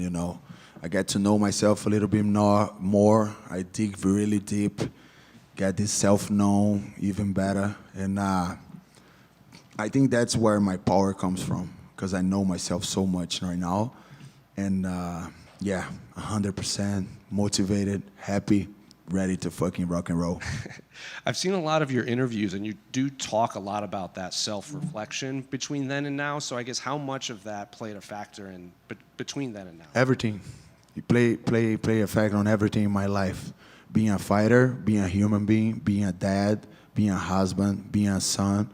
I just learned how to be more present in all these aspects of my life, And sometimes I feel the fighters just see themselves as fighters. And fighter is just one face of myself.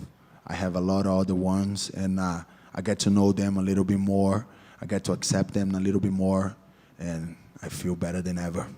And after that performance, a lot of the talk was about, you, Rufi, Jean Silva, you all came up short, but then they got back into the win column, and now it's your turn. How motivating is that to continue this, prove that the Fighting Nerds never left, we just had to speak? Yeah, it's the comeback season, and no one's going to stop that, We got back with our team. We got the connection back. We put our feet on the ground a little bit more, and you guys are seeing the results. I just feel proud of the guys, happy for them. And I was the first one to get into the UFC, and I'll be the last one to complete the comeback season. I think I saw one of your coaches with Dark Nerds shirt. What exactly is that about? That's a brand from Fighting Nerd, but from my coach, Flávio Álvaro. He's a big legend in Brazil. He has more than 80 fights. He fought with no gloves, no rules, and he's a very respected guy in Brazil, and he has this kind of mentality of dark nerds, because as the Fighting Nerds, we're all laughing and being nice to everyone, and being in a good mood and all that. But he brings this other energies, the yin and yang, He brings this other energy. If you see in all the fights, even when we win, we get bonuses, we get the knockouts or finishes. He's never laughing. He's always like that, So he did himself a brand from Fighting Nerds, and it's very nice. I saw another interview where you said you like to watch a lot of tape and study your opponents. So I guess what do you make of Reiner as an opponent? And can you take anything away from his last fight? Because he said even he wasn't 100% in that one. We can always take away from every fight that someone does, He can take away from my fight with Imavov, and I wasn't 100%, but he can take away something, I just think he's kind of, I don't know, lying to himself or something like that. I think he showed a lot of patterns that he showed on the last fight, but he showed in all the other fights the same pattern, And I think he's a great fighter, awkward style on the feet, pressure fighter, and very, very good on grappling. And I respect him as a fighter a lot, and I'm expecting to come the best Reiner the Reader ever. You come from a grappling background. You said he's a great grappler. Are you expecting him to try to shoot and take you down, or what are you expecting in that? 100% he's going to shoot. If he doesn't shoot, I think he's out of his mind, because he knows which guys are striking already. With Imavov, one of the best strikers in the division. Look what I did to Cannonier. Look what I did to Paul Craig.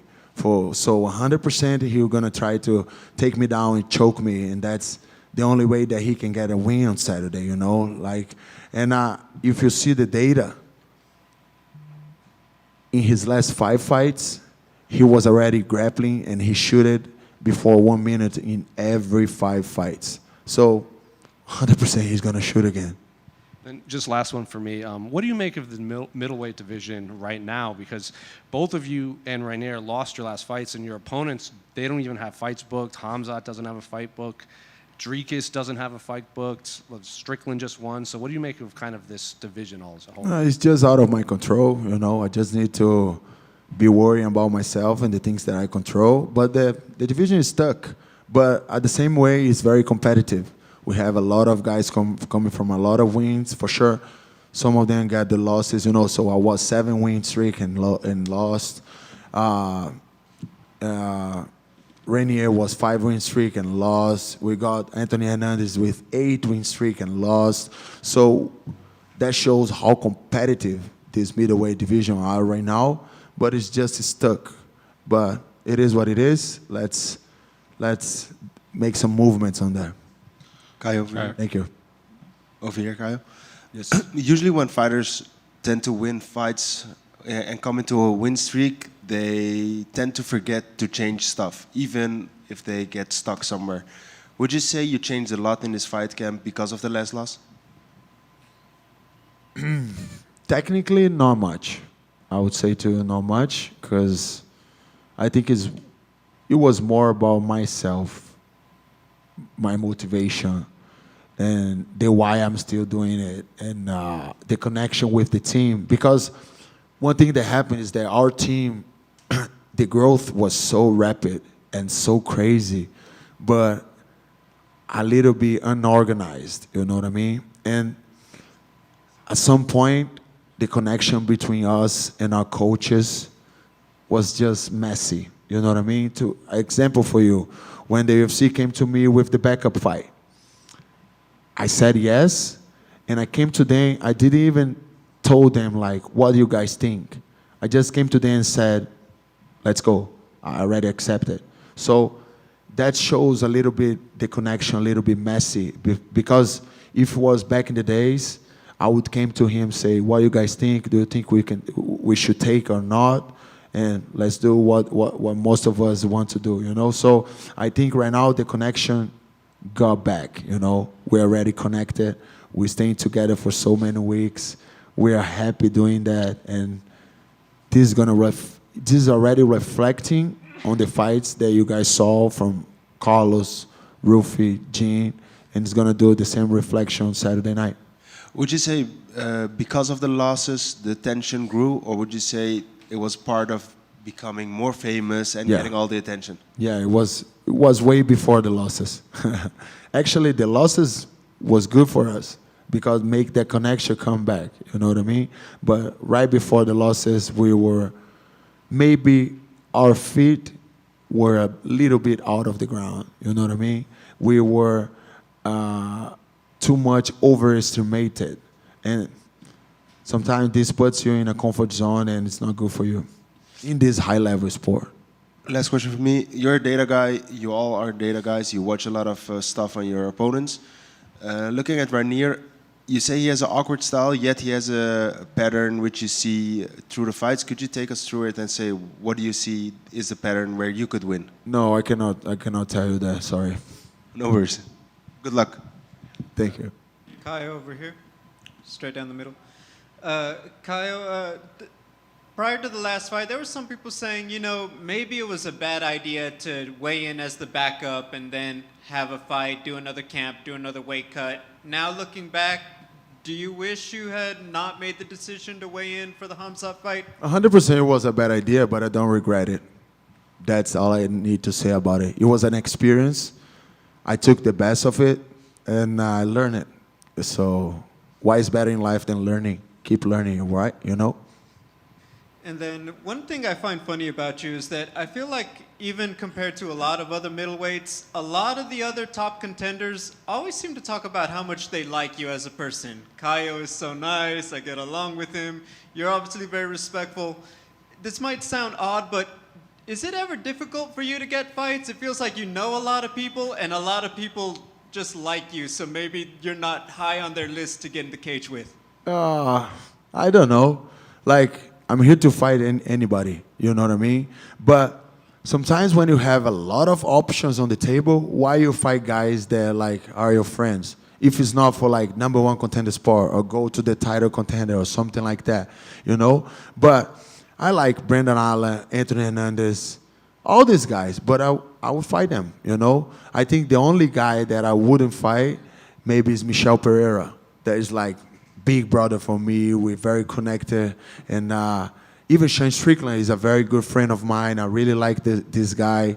They offered this fight already, but it wasn't for number one contender fight, you know. So we did so many rounds in the team that the fight would be so boring for people, you know. But right now is, you know, the division is messy, it's competitive, so I'm willing to fight anyone. I understand this might be a more personal question to do with your friends, but I do want to ask, do you see a day where Jean and Rufi will be friends again?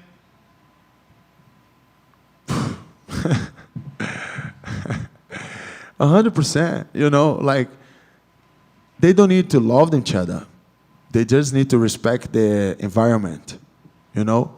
They being both in the same environment, working, maybe not working together or not loving each other or not having dinner together or something like that, but respectfully, you know, we're a team. The team is a unit, and everyone needs to respect that. So it's just like, it was just emotion going out in interviews, you know, when John said, oh, me and Rufi never anymore, and this and that. It was just emotions, you know. You cannot take too serious all that. Thank you. Okay. Hi, Kyle. I wanted your opinion and your prediction on your teammate John Silva rematching Bryce Mitchell in a grappling match. I think John got it done, you know. I think people saw him finishing Bryce Mitchell. For sure, it was an MMA fight. It wasn't like a grappling match. But people don't realize how good Gene is on grappling, you know. I think you guys saw the fight against Diego Lopes, and all you guys said, like, oh, his grappling is not good and all that. But to be honest, he got caught off guard. He tried like a spinning shit. Diego is very good at grappling, took his back. And when he mounted him, the elbow made him dizzy. So it's hard for you to grapple and to be technically good and get out of positions when you're like out of your consciousness, you know. So people, you know, people see, and I think John gets it done. And then also, I mean, talking about yourself, maybe are there any fun matchups that you would do in a grappling match, possibly? Yeah, 100%. I think all top 10 is fun match in grappling, you know. I already did with Brandon Allen, and I dominated him. So I can do this to the rest of the division too. See you. Caio, following your loss to Imavov, you posted an expression online that says, defeat teaches, reveals, and builds.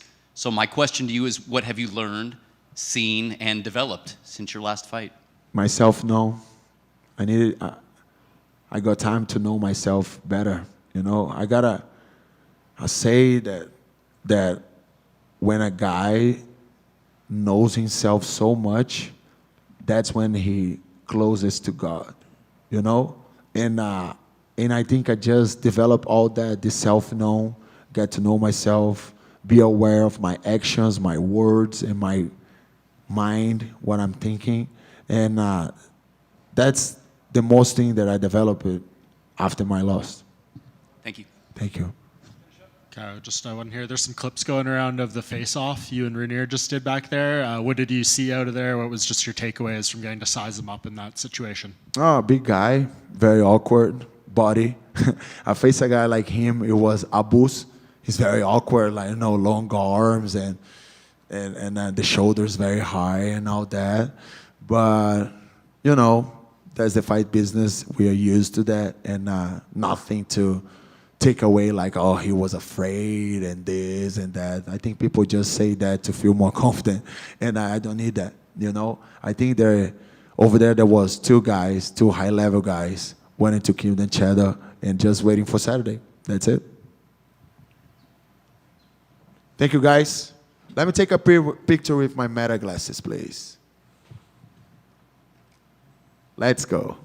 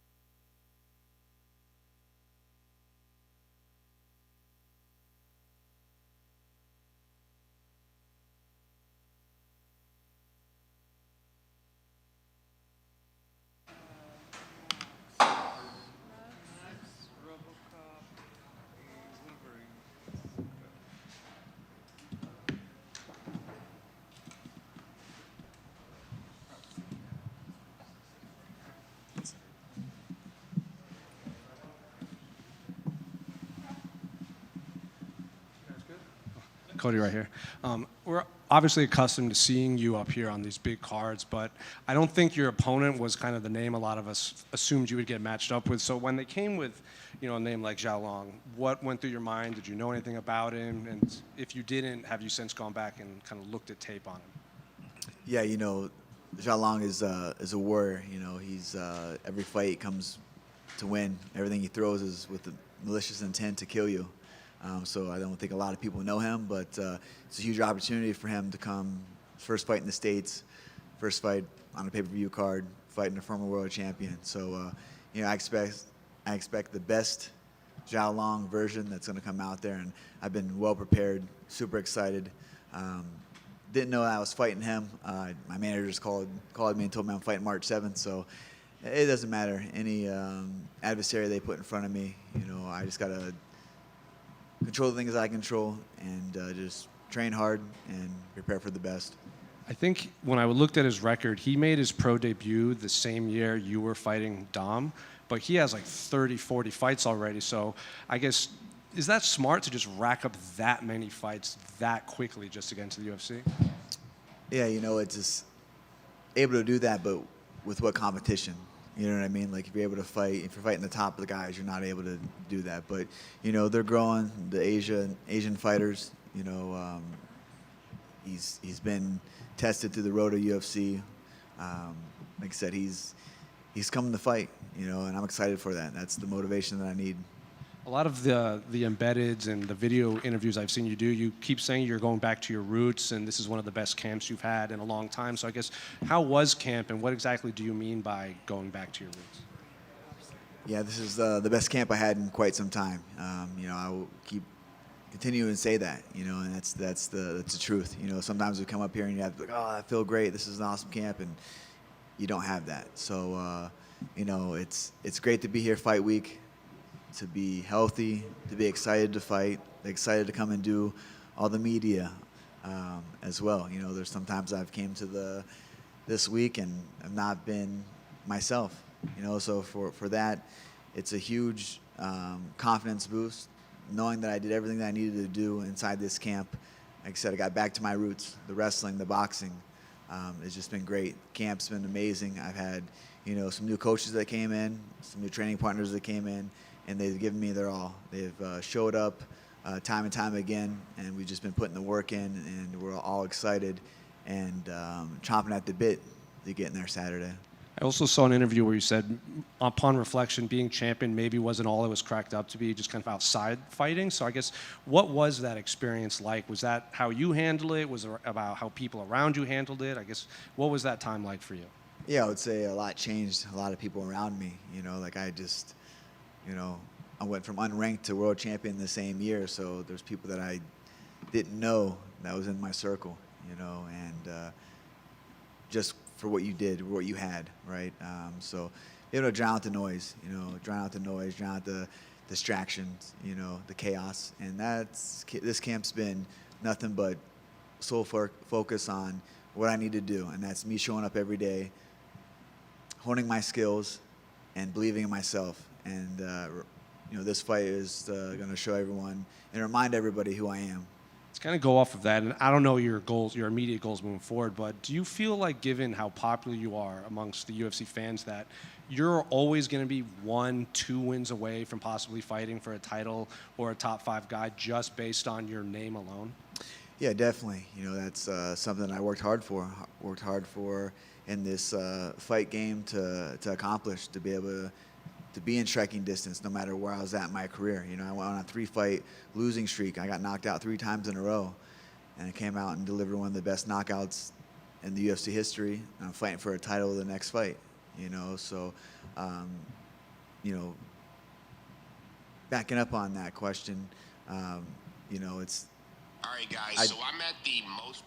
I did that in the past. I looked forward to the next fight. Like, I win this fight, I'm going to fight for the title. It's all about being engaged, being focused. It's one fight at a time. And that's what I've gotten back to this camp. Each round, each session was like, living day to day. Putting the work in, the small deposits for the big deposit on Saturday.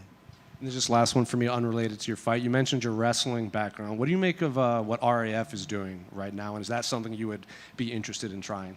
Yeah, they reached out a few times, so they were trying to set up a matchup with Sean O'Malley next month. So have his team reach out. We're ready to go. We come out unscathed on the fight this Saturday, and we go to Philadelphia and strap on the singlets and go to work. So you presumably, if he takes it, would be on the same card as Marab, Cejudo. So 4 bantamweight champions this Right. fight. Yeah. I mean, Raf's doing an amazing job. The ambience of their shows, the talent that they're bringing in to really catapult wrestling in a great way. Their shows are awesome. If you haven't tuned in or watched, I think you guys all saw Armin last weekend. It went viral. So it's great, and it's for us to stay healthy. Not stay healthy, but for us to stay in activity. A lot of times we can have months, years, in between fights. So for us to go out there and still compete and still in martial arts as wrestling, to go out there and make some money. They're paying the wrestlers really good as well, and they're holding great shows. So I'm excited to be a part of it. Isn't a part of you just going to be frustrated that you can't actually just fight Sean O'Malley? Oh yeah, I tried to get that fight for a while, and now that's I'm hoping that he'll wrestle me because he negated a fight for quite some time. We try to get that matched up, So yeah, wrestling will be fun. You could do an arm and then just hit him afterwards. Yeah, you can always do that, right? Cody over here. When we look at you, you tend to look more in rest or more in peace instead of the Cody we used to see, who could be fighting anyone, anywhere, any place. I still think he would do that if it was necessary, but what changed the most in at least looking like you have a lot of rest in your head?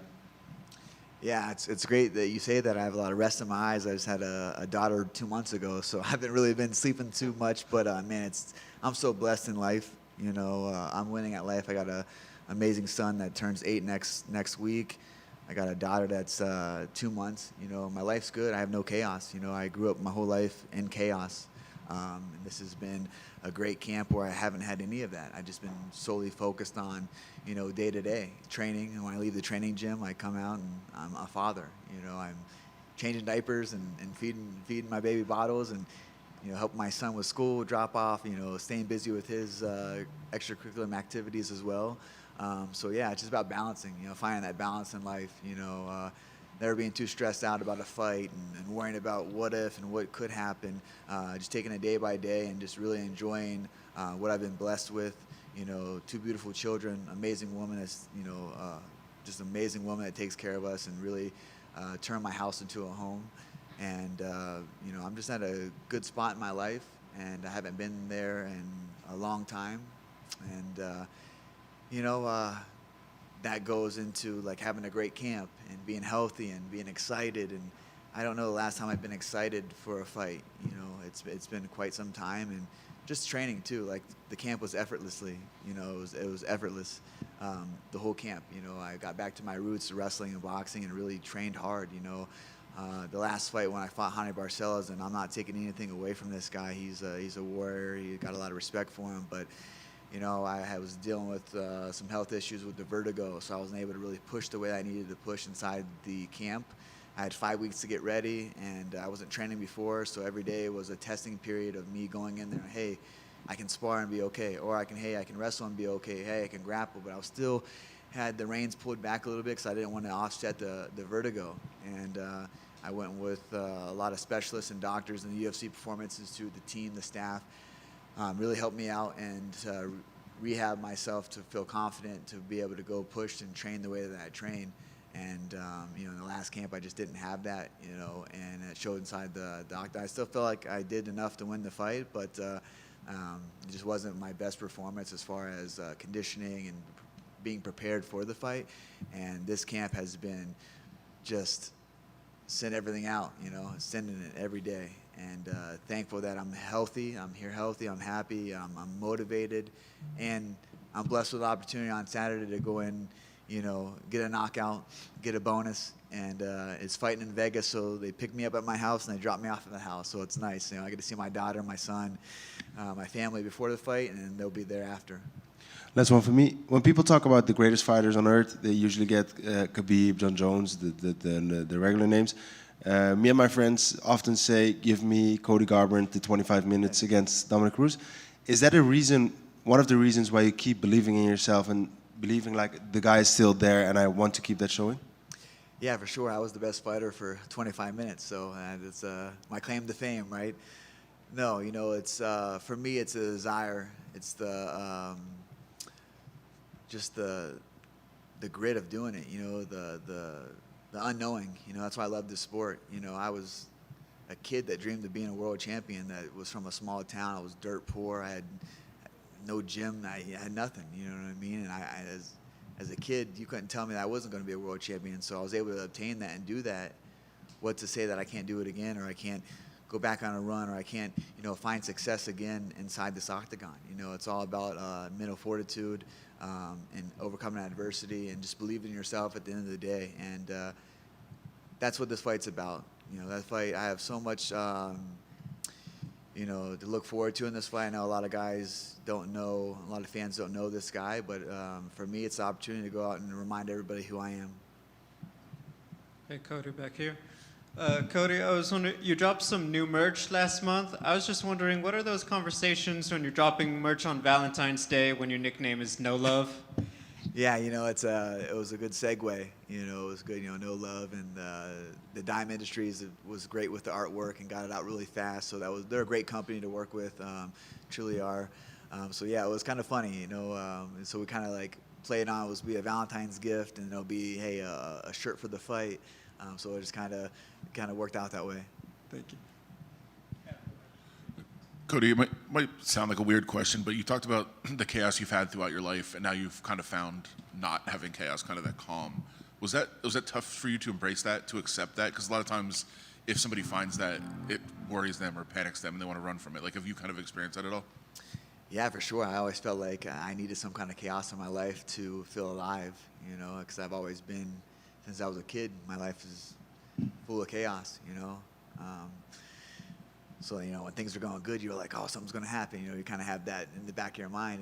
And I didn't have that at all this camp. You know, I didn't have it all. My life is just, man, so grounded and so just rock solid that it's, I didn't have that one time like, oh, things are going well. What's going to happen? You know, like something's about to, you know, shit's about to hit the fan kind of thing. I didn't have that. So that's a great question, you know. Like, I feel like just, man,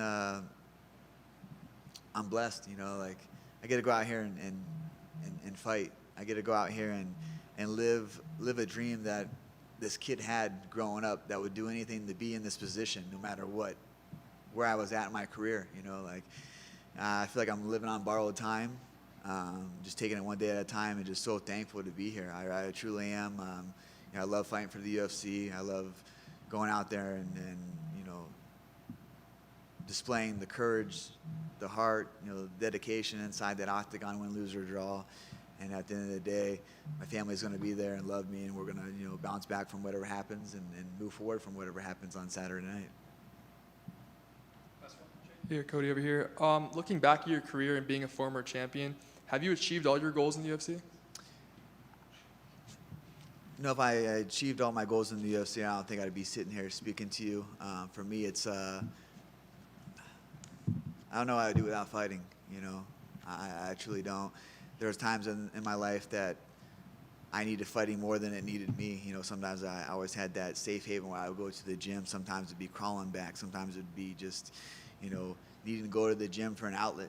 You know, I truly believe fighting saved my life. You know, I have a lot of friends that are no longer with us, that are, you know, dead or hooked on drugs or in prison for life, you know, and I come from that. You know, my uncles, my father have been in and out of prison their whole entire life, so I truly believe fighting saved my life. It gave me a purpose, you know, inside of the chaos, inside of the octagon. I feel at home. I feel at peace, you know. I think because the way that I grew up, surrounded by chaos my whole life, surrounded by violence, surrounded by a lot of negative things, I turn into a positive. And when I go inside the octagon, I'm just free, you know. And when I'm, you know, confident and healthy, there's no other place I want to be is locked in the cage and fighting for, you know, opportunity to catapult into a better position in life. That's where I'm at now.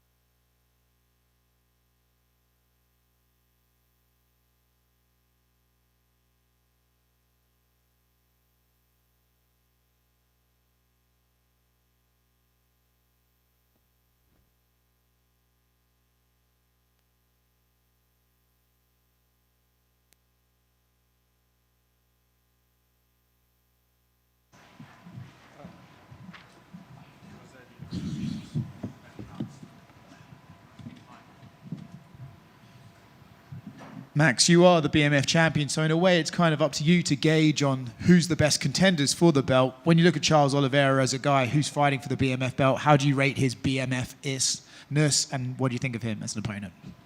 I think he's a BMF. I think he's fitting for sure, you know. A lot of people are making this fight to be a striker versus grappler. They got it all wrong. This guy, even he said it, you know. He was a jiu-jitsu guy before, and now he's an MMA guy, and a lot of his submission wins have been coming from striking first. He's hurting these guys on the feet, then he's submitting them. So that's pretty BMF thing to do. So, you know, nothing but love for him. You won the first fight, right? So in a way, it's like, why would you ever want the rematch? But because of the way it ended and because of what Charles Oliveira has become since then, is this a fight you wanted to run back, or is it one when they said to you, hey, do you want this? You went, okay, that makes sense. I mean, at the end of the day, the first fight was just, it was a letdown. I'm not gonna even lie about it. You know, I think a lot of people is disappointed, and I think a lot of people don't even count it. You know, I mean, it's on the record, but it is what it is. We're here. We get to right that wrong, and I'm excited for it. You have raised the profile of this belt amazingly, but you've made it clear that the undisputed title is the one that you still want to get your hands on. When you get that for opportunity and fight for the belt, would you hold both of them at the same time, or would you say at that point, like, hey, I'm going to give the BMF up for other people to try and fight it, and I'll be the undisputed champion? You know, we see what happens. We'll cross that bridge when we get there. You know, it would be cool to have two of them, but I mean, they're making everybody only have one belt. So the one belt that I'm gonna drop is definitely gonna be the BMF one when we get that undisputed one. So I can't wait. You could do an Elia and just buy both and wear them at the same time. I got two. I got two. I actually got three of them. If you want to get crazy, I got like 5, 6 of them at home. So I don't need to buy nothing. I'm not gonna spend my money on that. The finger point down, right, has taken on a life of its own. I feel like you always did that because, let's be honest, you're one of the coolest guys on the roster, and it's a very cool thing to do. And now we're seeing other guys do it, and it's not that cool. It's actually kind of shit when they do it. Do you feel like, hey, maybe I'm going to have to retire this thing because other guys are jacking my style and making it bad? I mean, it is what it is. It is what it is. You know, we can't take it back. And if they're just going to keep, you know, in your words, butchering it, I mean, that's on them, you know. I think that moment transcended the sport, and it was amazing. You know, I was saying in an interview, I saw someone with my shirt on, and I was like, oh, sick shirt. And being like, oh, man, they're losing their mind was me. But then they was like telling me, I'm not even an MMA fan. I saw this clip, and then I saw your shirt at Pakistan. That's why I bought it. So that's how cool that moment was, you know. And if guys are looking for that type of moment and that type of feeling, you know, keep doing it, keep trying it. If you are the best at doing that, who would you say is the second best in the sport? If you could pick someone who's like, they would do the finger point down the best, who would it be? The guy who agreed to it, Justin Gaethje. He's a nutso, you know, he's crazy, and we'd have to roll with him for sure. Max, this fight, you and Charles, 47 combined UFC wins. It's the most ever in a UFC fight. Lots of other records between you two. Does this feel like something special, just given everything you two have done in the sport? I mean, it's amazing, right? It's amazing that we both here. I mean, I think if both of us didn't do what we did, or from that first fight, it wouldn't be nothing crazy, but it just shows longevity, you know, especially with me and him and what we're doing. Longevity, not only longevity at the highest level. I think so. Once me and him became ranked, we never ever fell out of it. You know what I mean? And then once I came ranked in the pound for pound, I don't think I even fell out of that. So, you know, at the end of the day, it's just longevity, and you know, it's just awesome to be around this sport and to be setting records like that. UFC announced yesterday that with this fight, you're doing this gloves for good thing. Can you talk me a little bit about this and what it means to you? Yeah, I'm so excited for this, bro. I'm like, everybody in here watch NFL. There's this thing called My Cleats, My Claws. So I just, on a whim, I text Brian Smith. Brian Smith is the man, bro. He's the man. I text him, and I told him, bro, we need to do something like My Cleats, My Claws, and My Claws. And he told me, we actually was thinking of doing something, and then we came up with the idea with Gloves for Good. So now we're here with the Gloves for Good, and the Gloves for Good, what it is, it's one-on-ones, and it raises funds and awareness for local charities in Hawaii that I do, you know, Boys and Girls Club. We got another nonprofit that we're doing that we're gonna work with after this. And then I actually started a foundation, a Holloway Foundation, that we're gonna be going through and doing a bunch of stuff for the underprivileged kids in Hawaii, and step forward, moving that way. It's just so exciting, and the way everything came together for that with Brian, with the artist and Kai. I didn't even see the gloves yet. The only time I saw it was on top of the pictures, like you guys. They didn't even. Brian been making me wait up. I'm trying to harass Brian to let me do. We got to do all that face off, that Paramount face off with each other now, which is absolutely ridiculous. I don't know why. I'm going to be facing off with this guy for like 3-4 times before the actual fight now. But I'm trying to make him let me use the gloves for it. It's a one-on-one gloves, and he's like, no, I don't want to get in trouble. But I think I'm gonna go get him in trouble. I'm gonna harass him back there and tell him, let me use this damn gloves. It's gonna be so cool for the guy who wins the auction. You know what I mean, for it. And then with that, you get to, with the auction and stuff, you get to come to one of my future fights. You be my VIP. The UFC is gonna take care of you with hotels and rooms. So it's just awesome, man. As you can see, I get fired up, man, and giving back to the kids, especially the kids in Hawaii, and then especially my hometown, Hawaiian Boys and Girls Club, man. It's amazing. Yeah, that's very cool. You've been working with them for a long time, too. Speaking of Brian Smith right there, Brian Smith, they all agreed to let me get you into trouble and use the gloves in the face-off against Oliveira. That's what they said, not me. Max? Sorry, just one more. This is the 5th BMF title fight now. In the first one, The Rock wrapped the belt around Masvidal. The second one, Masvidal put it on Gaethje. The third one, Mark Coleman put it on you. Fourth one, Lil Wayne put it on you. Who do you want to wrap the belt around you this time? The true BMF. If you guys look at my shirt right now, the real BMF is my wife. I would love her to wrap the belt around me. So if everything go great there, you best believe I'm gonna be asking Dana White, be like, hey Dana, let my wife do this. She's the real BMF. Everybody think I'm the BMF, got the title. You don't want no smoke with her, I promise. Yeah. You guys saw the clip. Bro. Her hand speed is ridiculous, bro. And we didn't fast forward it. There's somebody walking in the background for it. So thank the Lord that happened, because a lot of people thought we fast forward her hand speed. I asked Charles the same question. He said he wants his father to do it. So it seems like it'll be a family affair no matter what. Yeah, that'd be sick. I did see Charles that. If I had my way, dead or alive, I wish my grandpa could do it. I wish he was here with us and he could be seeing what I'm doing. And he probably slapped me in the back of my neck for, the things that I decided to do in my life. But we're here now, Max, speaking of women's MMA, I have a question for you. Natalie from Rolling with the Punches. What 2 women would you like to see face off for a women's BMF title? What, 2 women? Yes. Oh my gosh. That's funny. I don't want to butcher her name. What is the ex-champ? Chinese? Weili? Weili, yeah, Weili for sure. Okay. And Weili and maybe, man, I don't know who else. I'm brain farting right now. Everyone has said Amanda Nunes. Amanda Nunes would be sick, but that's so big of different in weight class. But I forgot Amanda Nunes. Technically, Amanda Nunes is still retired because she didn't step in the octagon because her fight got canceled. So don't take it on me, Amanda. Sorry for forgetting your name. I don't even want to fight her. And then last question. How important is flexibility to you, and how does that play into your striking skills when you're fighting? I think flexibility is super important to anybody.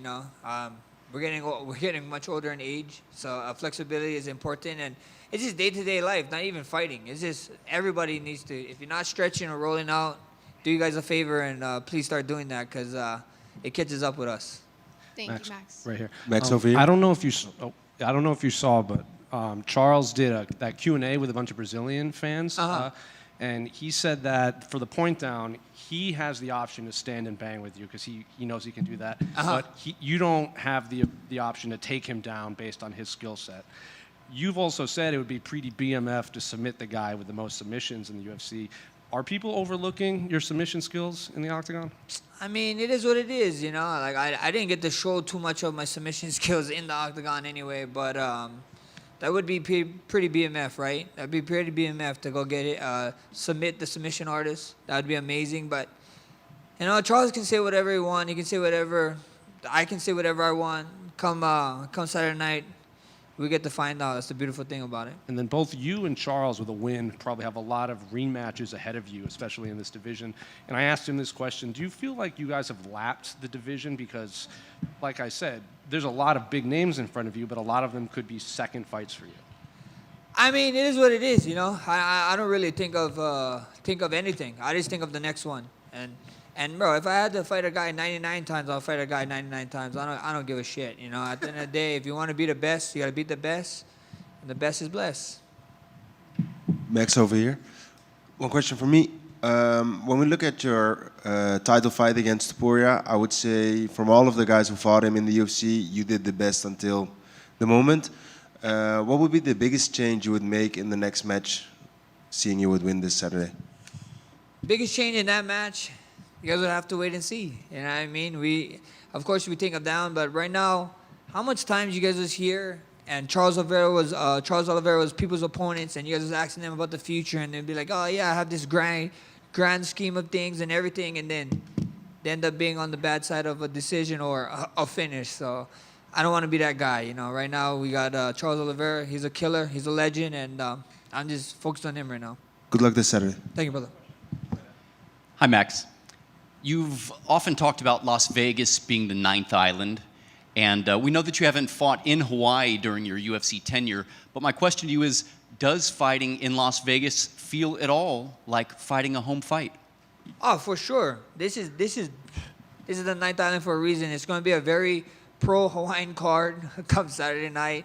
You're going to see the Hawaiian flags flying up there. It's going to be insane. And, yeah, you know, it sucks I couldn't fight in Hawaii, but next best thing is Las Vegas. There's a bunch of locals here. I mean, every corner you go around here, there's a Hawaii barbecue spot.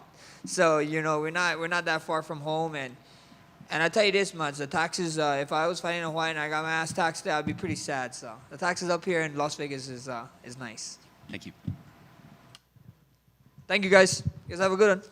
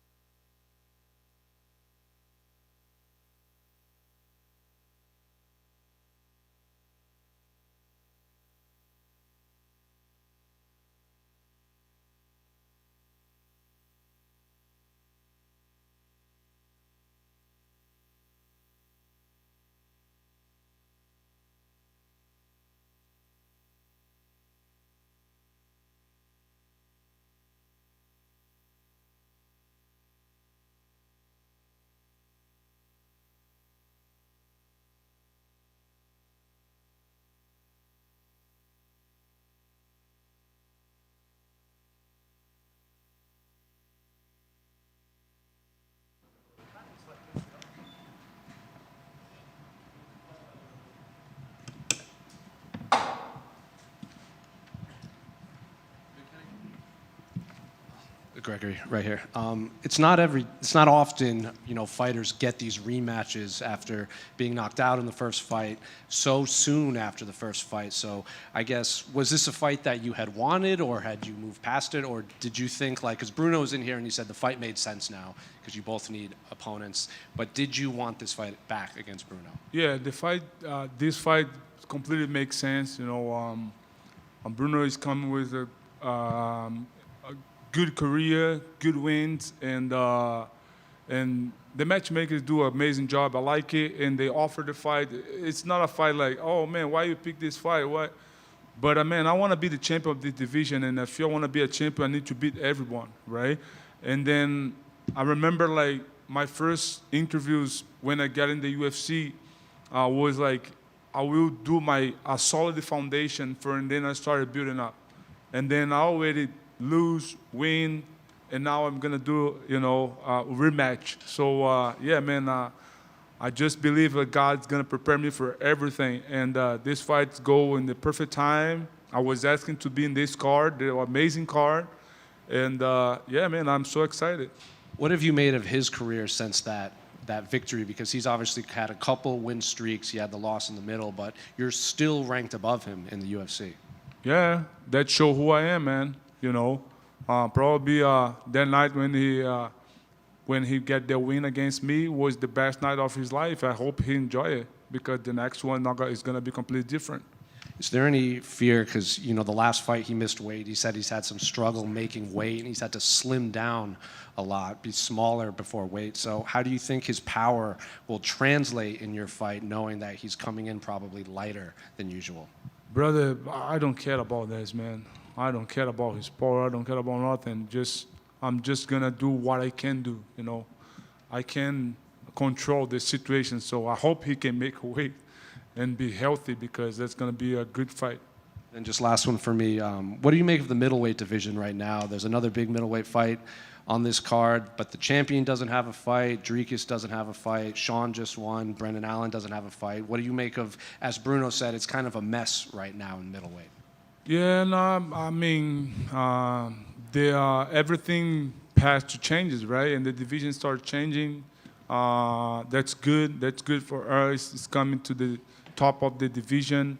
And I'm happy to fight against a Brazilian guy as well, because we just put the Brazil again in the top of the division, and that's nice. But yeah, man, I don't know. I'll do my work. So I like the division, how that moves started doing, and I will get this opportunity to put my name in in the top of the division, and sooner or later, I will fight for the belt. Gregory, right here. Good to see you, brother. What's up, my man? I just sent you money a couple. I know, right? Thank you. I did want to ask, having your camp at the same time as Reiner, who's also on the card, can you just talk about it? Obviously, this is going to be a big night, big numbered event for Kill Cliff as a team. Yeah, we have a Reiner, we have a Michael Johnson, so that feels like a sparring day. That's great. Be with Reiner, with all my guys, the coach, Henry, all the team is here. So yeah, that feels like home. So that would be good. That would be a good night for us. Is there ever any talk, because obviously there's a lot of good middleweights, a lot of guys in big fights at middleweight coming out of Kill Cliff. Is it ever a struggle hey, there's just a bunch of us, maybe UFC wants us to fight each other sooner than we would want? Does that ever come up? Oh man, I think you have a lot of guys to fight, before we start fighting each other. So, but all of us is professional guys. We have a family to take care of. So if that can happen in the future, probably it's gonna be for the gold. Without that, I think it's not make sense we fight each other. And then my final question, you talked about after the fight with Jared Cannonier, going into that fight, I have his pictures in my house and everything and all that. You said afterward, no, I'm not doing that. What did that loss teach you in terms of how you want to focus, maybe separate, work and home and fighting and from just being with your family and everything? Yeah, I do this with the pictures. Sometimes I do, sometimes not. But It's nothing like, but that fight was amazing. For sure, nobody wanted to lose, but that teach me a lot. That teach me how to enjoy more the process. Like that was my first main event. I should enjoy much more, and enjoy being inside the octagon. And now I start like get this feeling on me. I can see like, man, I just turned 34 last month, and man, the fight career is not go that long. It's short time, for you lose the time to think about this, think about that. So now, I'm happy to be here. I'm glad to do what I choose to do, and yeah. So that's what I learned about patience, about enjoy more the process, and enjoy the fight, the 15 minutes or 25 minutes, doesn't matter, and get ready for this, especially not just my physical, but especially on my mind. Good luck, man. Thank you, man. All good? Thank you, guys.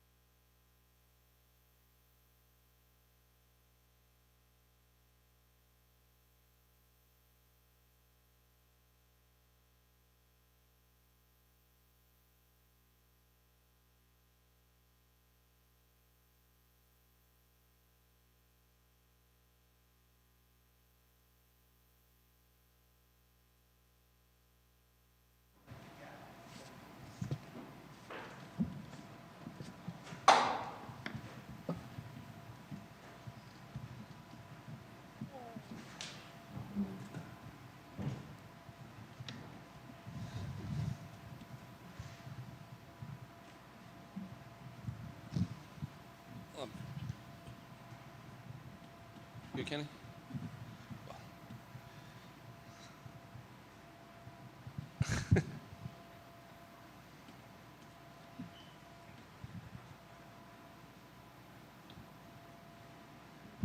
What's up, guys? What's up, man? Oh, Rob, I would ask this to Raul when he was in here. I felt like, this fight was announced a long time ago, and then it was fell through and then booked and rebooked and everything. So how does it feel to finally be a few days away from getting past this Raul Rosas chapter, if you like? Man, so yeah, it's been a while.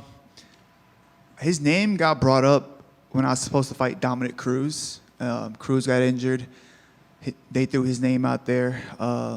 For about a week, I thought I was fighting him, and then it didn't happen. And then I show up to Vegas, and I finally for Calvin's fight, and then I finally get Matsumoto.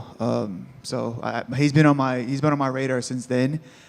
And then obviously we got the fight booked, it was kind of weird how the fight happened. I was out at one of Calvin's fights, and it was in Tennessee. Then I ended up going to Texas just to check out the training at Kingsway, and I was supposed to be there for 2 weeks. Then we got the call to fight Raul in San Antonio, which is about an hour away from Austin. It was about 4 weeks out. I was like, do I drive back up to, or fly back up to Boston and drive to Montreal? Do I just stay down here? Finally made a decision to stay down there and train, and then the opponent switched. Then from there I was like, this is a mistake. I was like, but I went through with it. We wanted to keep the fight going, wanted to fight, and but looking back, it's like maybe sometimes it's better to say no. But it is what it is. I lost that fight. Martinez looked good. He looked good last week as well, so it doesn't hurt as bad. And then obviously we rebooked this fight, so I'm excited, man. It's been a while. Is it the name value that he brings? Because outside of the champion top 5, he has to be one of the more popular fighters on the roster. 100%. He has that buzz going on. I said not too long ago, I haven't fought anybody with this much buzz. I fought, say champs and legends like Aldo, but it didn't feel like this, and this feels pretty big. Is it a weird, his audience is so young. A bunch of them probably only watch him fight. Has it felt weird preparing for this? A little bit. I was on Google trying to learn all the new lingo. Make sure I'm up to date. But forget that. But yeah, no, it's it's the young boys game, and it is what it is. I'm excited though. I've been purposely getting around the young kids in the gym and feeling that energy and just hanging around them and trying to steal some of their youth. What do you make of his skill set in there? Because obviously we've seen him have all these submissions, and he's obviously a high-level grappler. He hasn't really had that opportunity to show off his striking, which obviously you're very good at. So what are you expecting from him in there? Yeah, I think he's going to be aggressive the first 2 minutes. I do think he's going to stand with me a lot longer than people are giving him credit for. I do think that he gets tired. I don't get tired in fights. Even when I'm getting beat up, I still couldn't push a pace. I do believe he gets tired. I do believe that I'm going to be a lot more calm and collected when it gets chaotic in there. I just got to make sure I don't give him anything. Don't get clipped with anything stupid. Force him to take bad shots. Get him to panic wrestle and make him pay. And I remember when you were getting ready to fight Adrian, you put to bed that narrative of this is a guy. I'm not fighting a young guy anymore. Yeah. He's a full-grown man. Yeah. This is very much the opposite. Raul was 7 when you made your pro debut. So what is it like fighting a guy that's just so significantly younger than you? Yeah, it's different. It's the first time. Somebody tagged me in the post the other day. I made my debut out here in 2014. He was his 10th birthday, I think it was something like that, with a birthday cake. So I'm like, shit, yeah. I'm starting to feel like the unk out here, But it's cool, man. I like the role. I don't mind it. It's part of the process, I was the younger guy. Well, not that young, but I was when Marlon Moraes gave me a shot, I took advantage of it, and then right after that, I got the big fight with Cody Garbrandt. So that's just the process, just the way the the business goes, and yeah, it is what it is. And I was looking at your resume, and you're like in the top 5 for a lot of bantamweight records, like second most knockouts, third most finishes, third most fights, third most significant strikes. Like, Let's go. do you feel like a veteran in there now, or do you still feel like, in your prime and you could be fighting for the belts? With this fight, I feel like the veteran. I even think I got the record for the biggest age gap in from opponent. I think somebody, I don't know, I did an interview. Somebody told me that I think the biggest is me and Raul, and then I think it was Chase Hooper and Guida. Chase and Jim Miller was pretty. Yeah, there goes that. So I think yeah, so it's pretty cool. We're still breaking records, man. We're still breaking records. Good luck, man. Thank you. Salud. Rob, what up, brother? How was this camp? Because obviously there's a lot of Latinos in your team, and then they seem like they throw you all the Mexicans like last week. And yeah. So how was this camp like training? How was the energy to fight? And guys like they're gonna bring the fight. They're gonna show it in your face and try. Yeah, no, this camp was great. I spent 5.5 weeks in Montreal. There's nothing to do in the wintertime, so it was just training, sleep, and back to training. They rolled the red carpet out for me out there in TriStar. They want to see me do well. They want to, say obviously get my hand raised, and obviously, my brother Calvin's always out there making sure I'm taken care of. Rob Rivas is always stepping up, and yeah, it's been a great camp. Thanks. Appreciate you, brother. Perfect. Thank you, guys.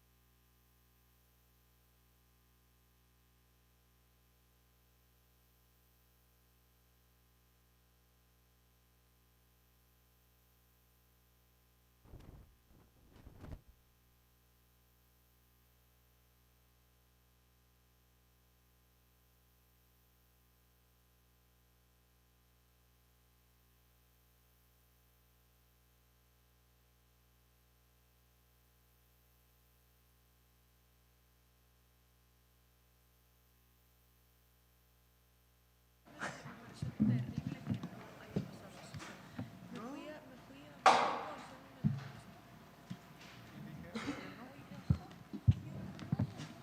up, guys? Well, Cody, we just kind of recently saw you last month, so I guess how's the turnaround been, like health-wise, physically? Was there any thought of possibly staying out longer, or did you just, you wanted to get right back in there after your last performance? I feel good. I've never had a thought to stay out longer. I feel like anytime they call me, they know I'm going to say yes and, try to put on an entertaining fight. But yeah, I like it. I come from a wrestling background. We're wrestling every week, multiple times a week. Sometimes the hardest thing about fighting is you fight and then you got to sit on it for 4 or 5 months. And, it's nice to be able to turn around in 4 weeks and try to correct some mistakes from my last one. Well, I was going to ask that. It seems like former wrestlers are the ones that want these like quick turnarounds because they're so used to it. So do you think that gives you an edge over maybe other fighters that they're only fighters and they need that 12, 14-week camp and you know what it's like to turn around on like multiple days of notice? Yeah, I think there's a lot of things that contribute. I think my weight's always pretty good. I stay in good shape. I don't cut a ton of weight so that I can stay ready for opportunity. The wrestling background, the grind of college wrestling definitely helps a ton. It prepares you. I'm never really too beat up. I hurt. Everybody's hurting. Fighting hurts, but I'm never too injured, and I've been fortunate that way. Knock on wood. But yeah, I love staying active. Even when I was coming up on the regional scene as an amateur, I just always wanted to fight. I feel like fighting is a great job, but you're not here for a long time. So try to get as much as you can and try to grow and get better in the cage. I think that's the best way, learning on the job. So. Yeah, fortunate to have another one and excited to get in there. What do you make of your opponent, Dante? Because obviously not a lot of tape on him. I'm sure you've heard it all, like 100% finish rate. It's not every day we get a young prospect at media day like himself. So what do you make of his skill set and his kind of the push the UFC seems to be making behind him? Yeah, it makes sense. He's super talented, very explosive, dangerous fighter, super well-spoken. Seems like a good dude. I don't know a ton about him. I've been that kid. I've been the 26-year-old, undefeated, finished everybody, and then I got to the UFC. I think growing up in the UFC is hard, and they obviously recognize that he has a lot of talent. If they're matchmaking me, this is my 15th UFC fight, and this is his second, so obviously they see something, and it's my job to not let somebody build a name off me, but for sure, all the credit in the world to him. He's super talented and excited to get in there. The last few years is like your fights have just been like something was weird is always kind of happening. So I guess what's it like mentally to kind of like a lot of it's out of your control, right? So how do you kind of flip that switch to kind of get past it? Because a lot of fighters, it dwells on them and it eats at them. But I feel like every fight we were leaving, it's like, oh, something's weird's happening with Cody again. Yeah, it would be great to be like, I don't dwell on it, but I do. And I think that's some of the issues maybe I've had in my career is there's a lot of ups and downs, a lot of weird things that a lot of times are out of my control. And it would be great to sit here and talk to you guys and be like, oh, I don't let it bother me. It plays no effect in my mental, but that would be a lie. It definitely does. And, you just hope that you can kind of overcome those things. I feel like for me, it's never really been a physical issue. I think in all of my fights, there's glimpses of, okay, this kid's talented. But, yeah, it's just overcoming some of the mental hurdles. And, that's 90% of the game. So if you can't do that, it's going to be hard to stick around. Hopefully this one we figure some shit out.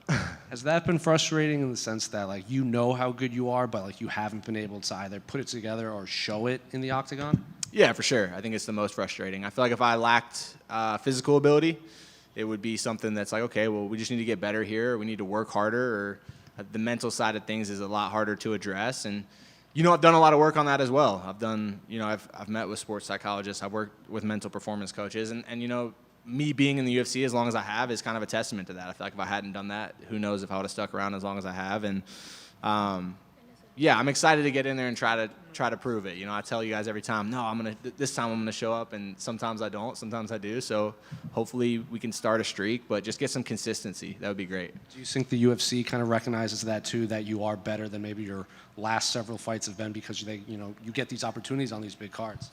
Yeah, I would imagine. I think they know that I come to fight. I'm a finisher. I'll go out on my shield, and I bring it. I compete super hard, and I feel like that I've been here 15 fights really speaks to that they know, like, hey, we've seen glimpses. We haven't seen a complete performance, but there's something there. We got to keep this guy around. And the other thing is, I'm always down. I'm always down to fight and really fight, not just show up. Like, I show up to fight, and I think that goes a long way. And last one for me. Did I see you're having a baby girl in July? So congratulations. How excited are you and the family over that? Super pumped. 3 girls. I think I'm done. I don't think I want 4 girls, and that seems like the way it's trending. But no, I'm pumped, man. I have 2 daughters already, and I know how to do girls. Boys are a little scary. You know, boys come home one day and they're like, I think I could beat my dad's ass. my girls will never do that, hopefully. So, yeah, excited for that. Why do you think fighters always have girls? Like John Jones, Anthony Smith, Volkanovski, it's all girls. You know, I saw something that said it's because you have high testosterone, but I think that's a load of crap. I actually think, well, there's a whole bunch of science behind it, but I think stress leads to more girls, right? I think boys are more fragile, so the more stressful your life is, the more likely you're going to have girls, and being a UFC fighter is, you know, I would put it up there pretty high with the stress factor for sure. Yeah, Cody back here. To piggyback off of that, being a girl dad, do you see the day when they want to bring the boyfriends over and you're like, nah, come here, we're about to watch some highlights so you know what you're messing with? You know, it sounds good to say that, but I'm just hoping I raise smart, strong girls that make good decisions, man, and then I won't have to worry about it, you know. So there's definitely a piece of me that's like, man, I got to let these kids know, but hopefully my daughters will let them know before I have to, so we can avoid that whole interaction.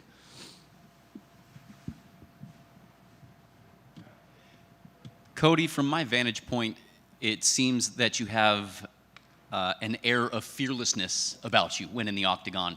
Would it be safe to say that at times you throw caution to the wind? And if so, can you talk about that?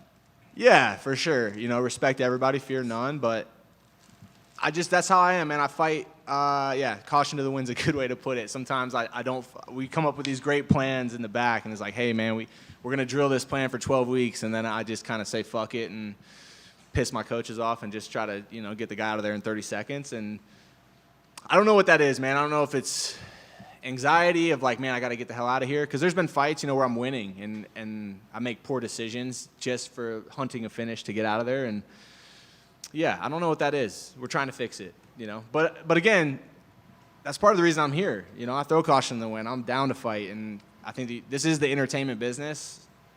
My fights aren't always like the most technical, but I don't think anyone can look at them and be like, they're not fun to watch. So it's how do you have a little more caution, but still keep that fearlessness, you know? So that's kind of what we're working on. And 15 fights deep, maybe we'll figure it out. Thank you. Yeah, appreciate you. There's been all these different eras throughout the UFC, Spike era, ESPN, Fox, and now CBS. Your fight will be on CBS, kind of a historic moment. I mean, have you thought about that, and what does that mean to you? Not really. You know, when I was checking in, Dean told me like one day you'll be on Jeopardy, so that's pretty cool. But yeah, no, I fought on ABC, CBS, ESPN, Paramount. The resume gets longer and longer. It's definitely cool. I know one day I'll look back and be like, man, we were doing some cool shit. You lived a cool life, but in the moment, you know, it's just like, hey, how can I make it in this sport longer? You know, I don't want to be done, and so yeah, I'm not too focused on it, but yeah, it's a cool thing for sure. Cool. Thanks, guys.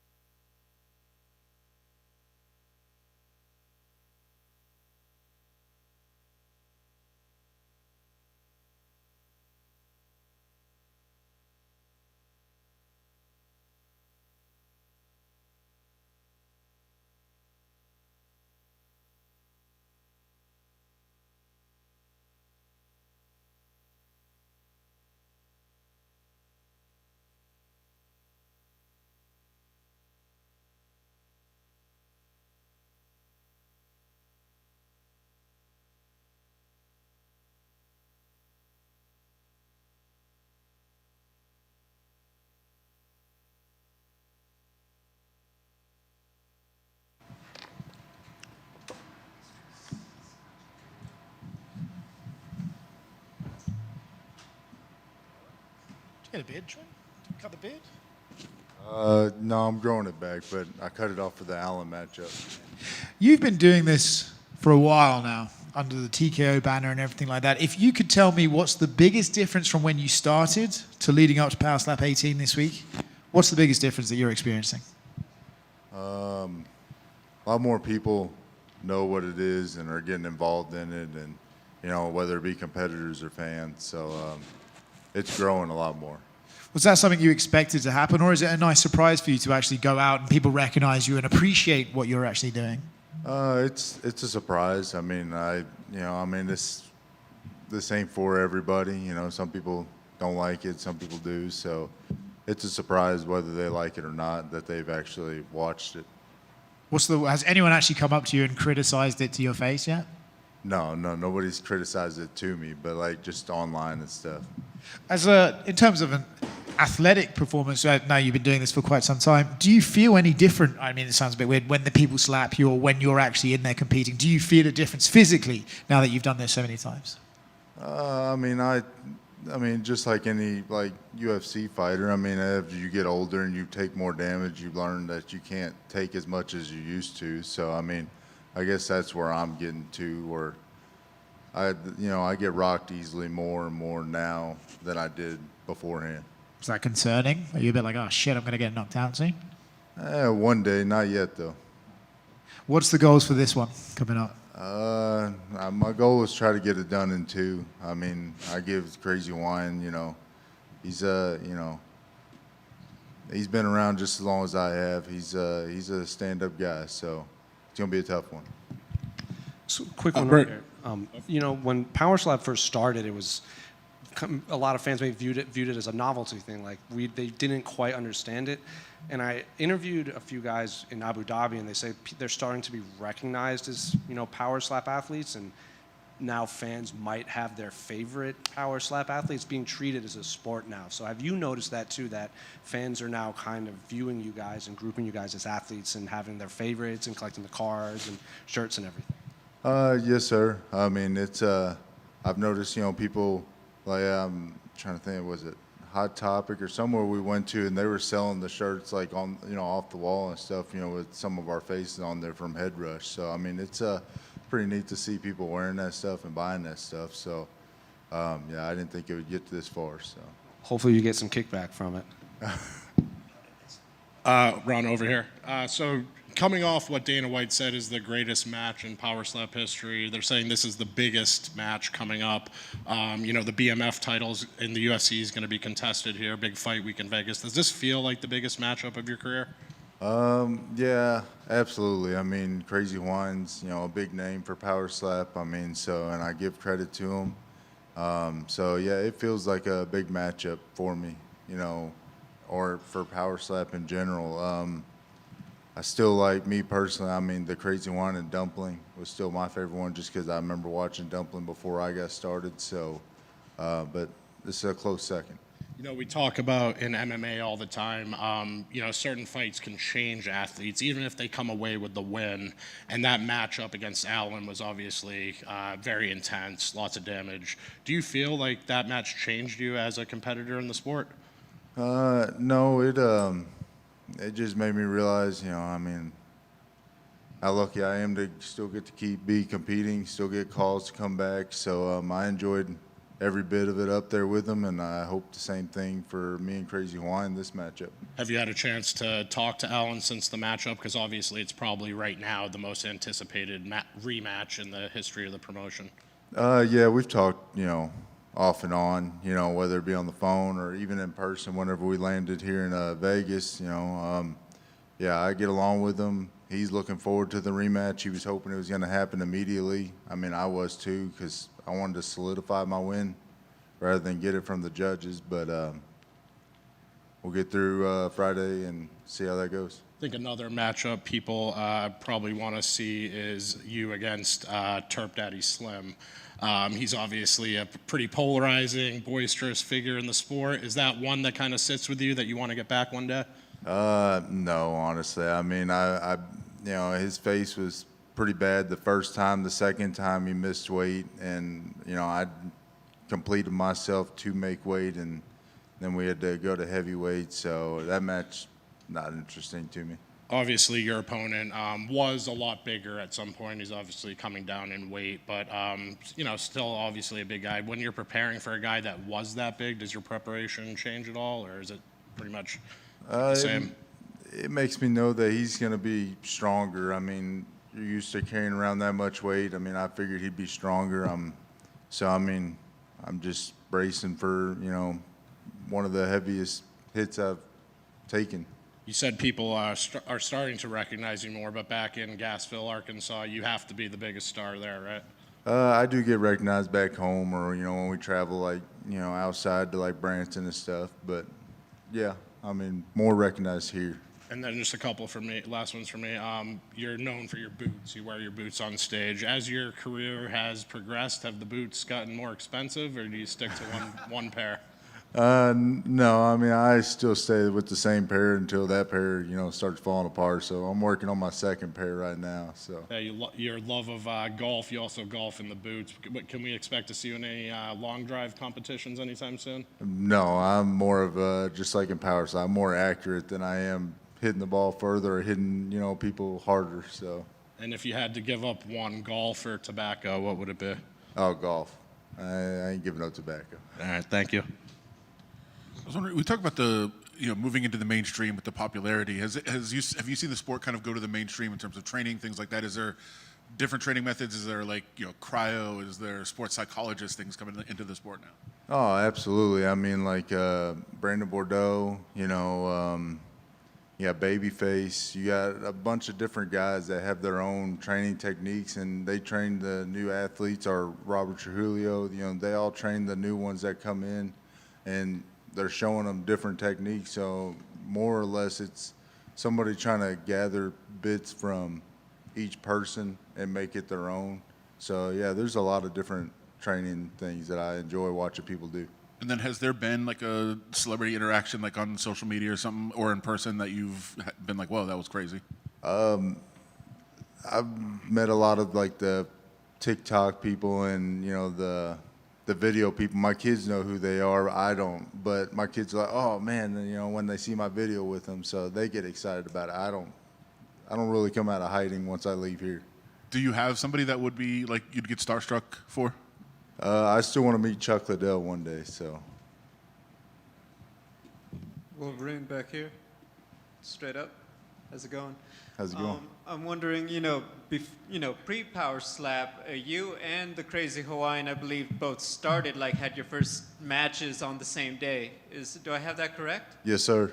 I was going to say, do you remember seeing him, running into him, anything like that back then? Oh, yeah. We talked. He went against the Hillbilly Hippie, I believe. They went like 20 rounds, and then I was in a heavyweight tournament, so I had multiple matches in one night. What does it mean to you that, obviously things are very different now for both of you guys. Just when you think about that journey, how do you put that into words to start there? And, you guys are obviously going to have quite a different stage on Friday.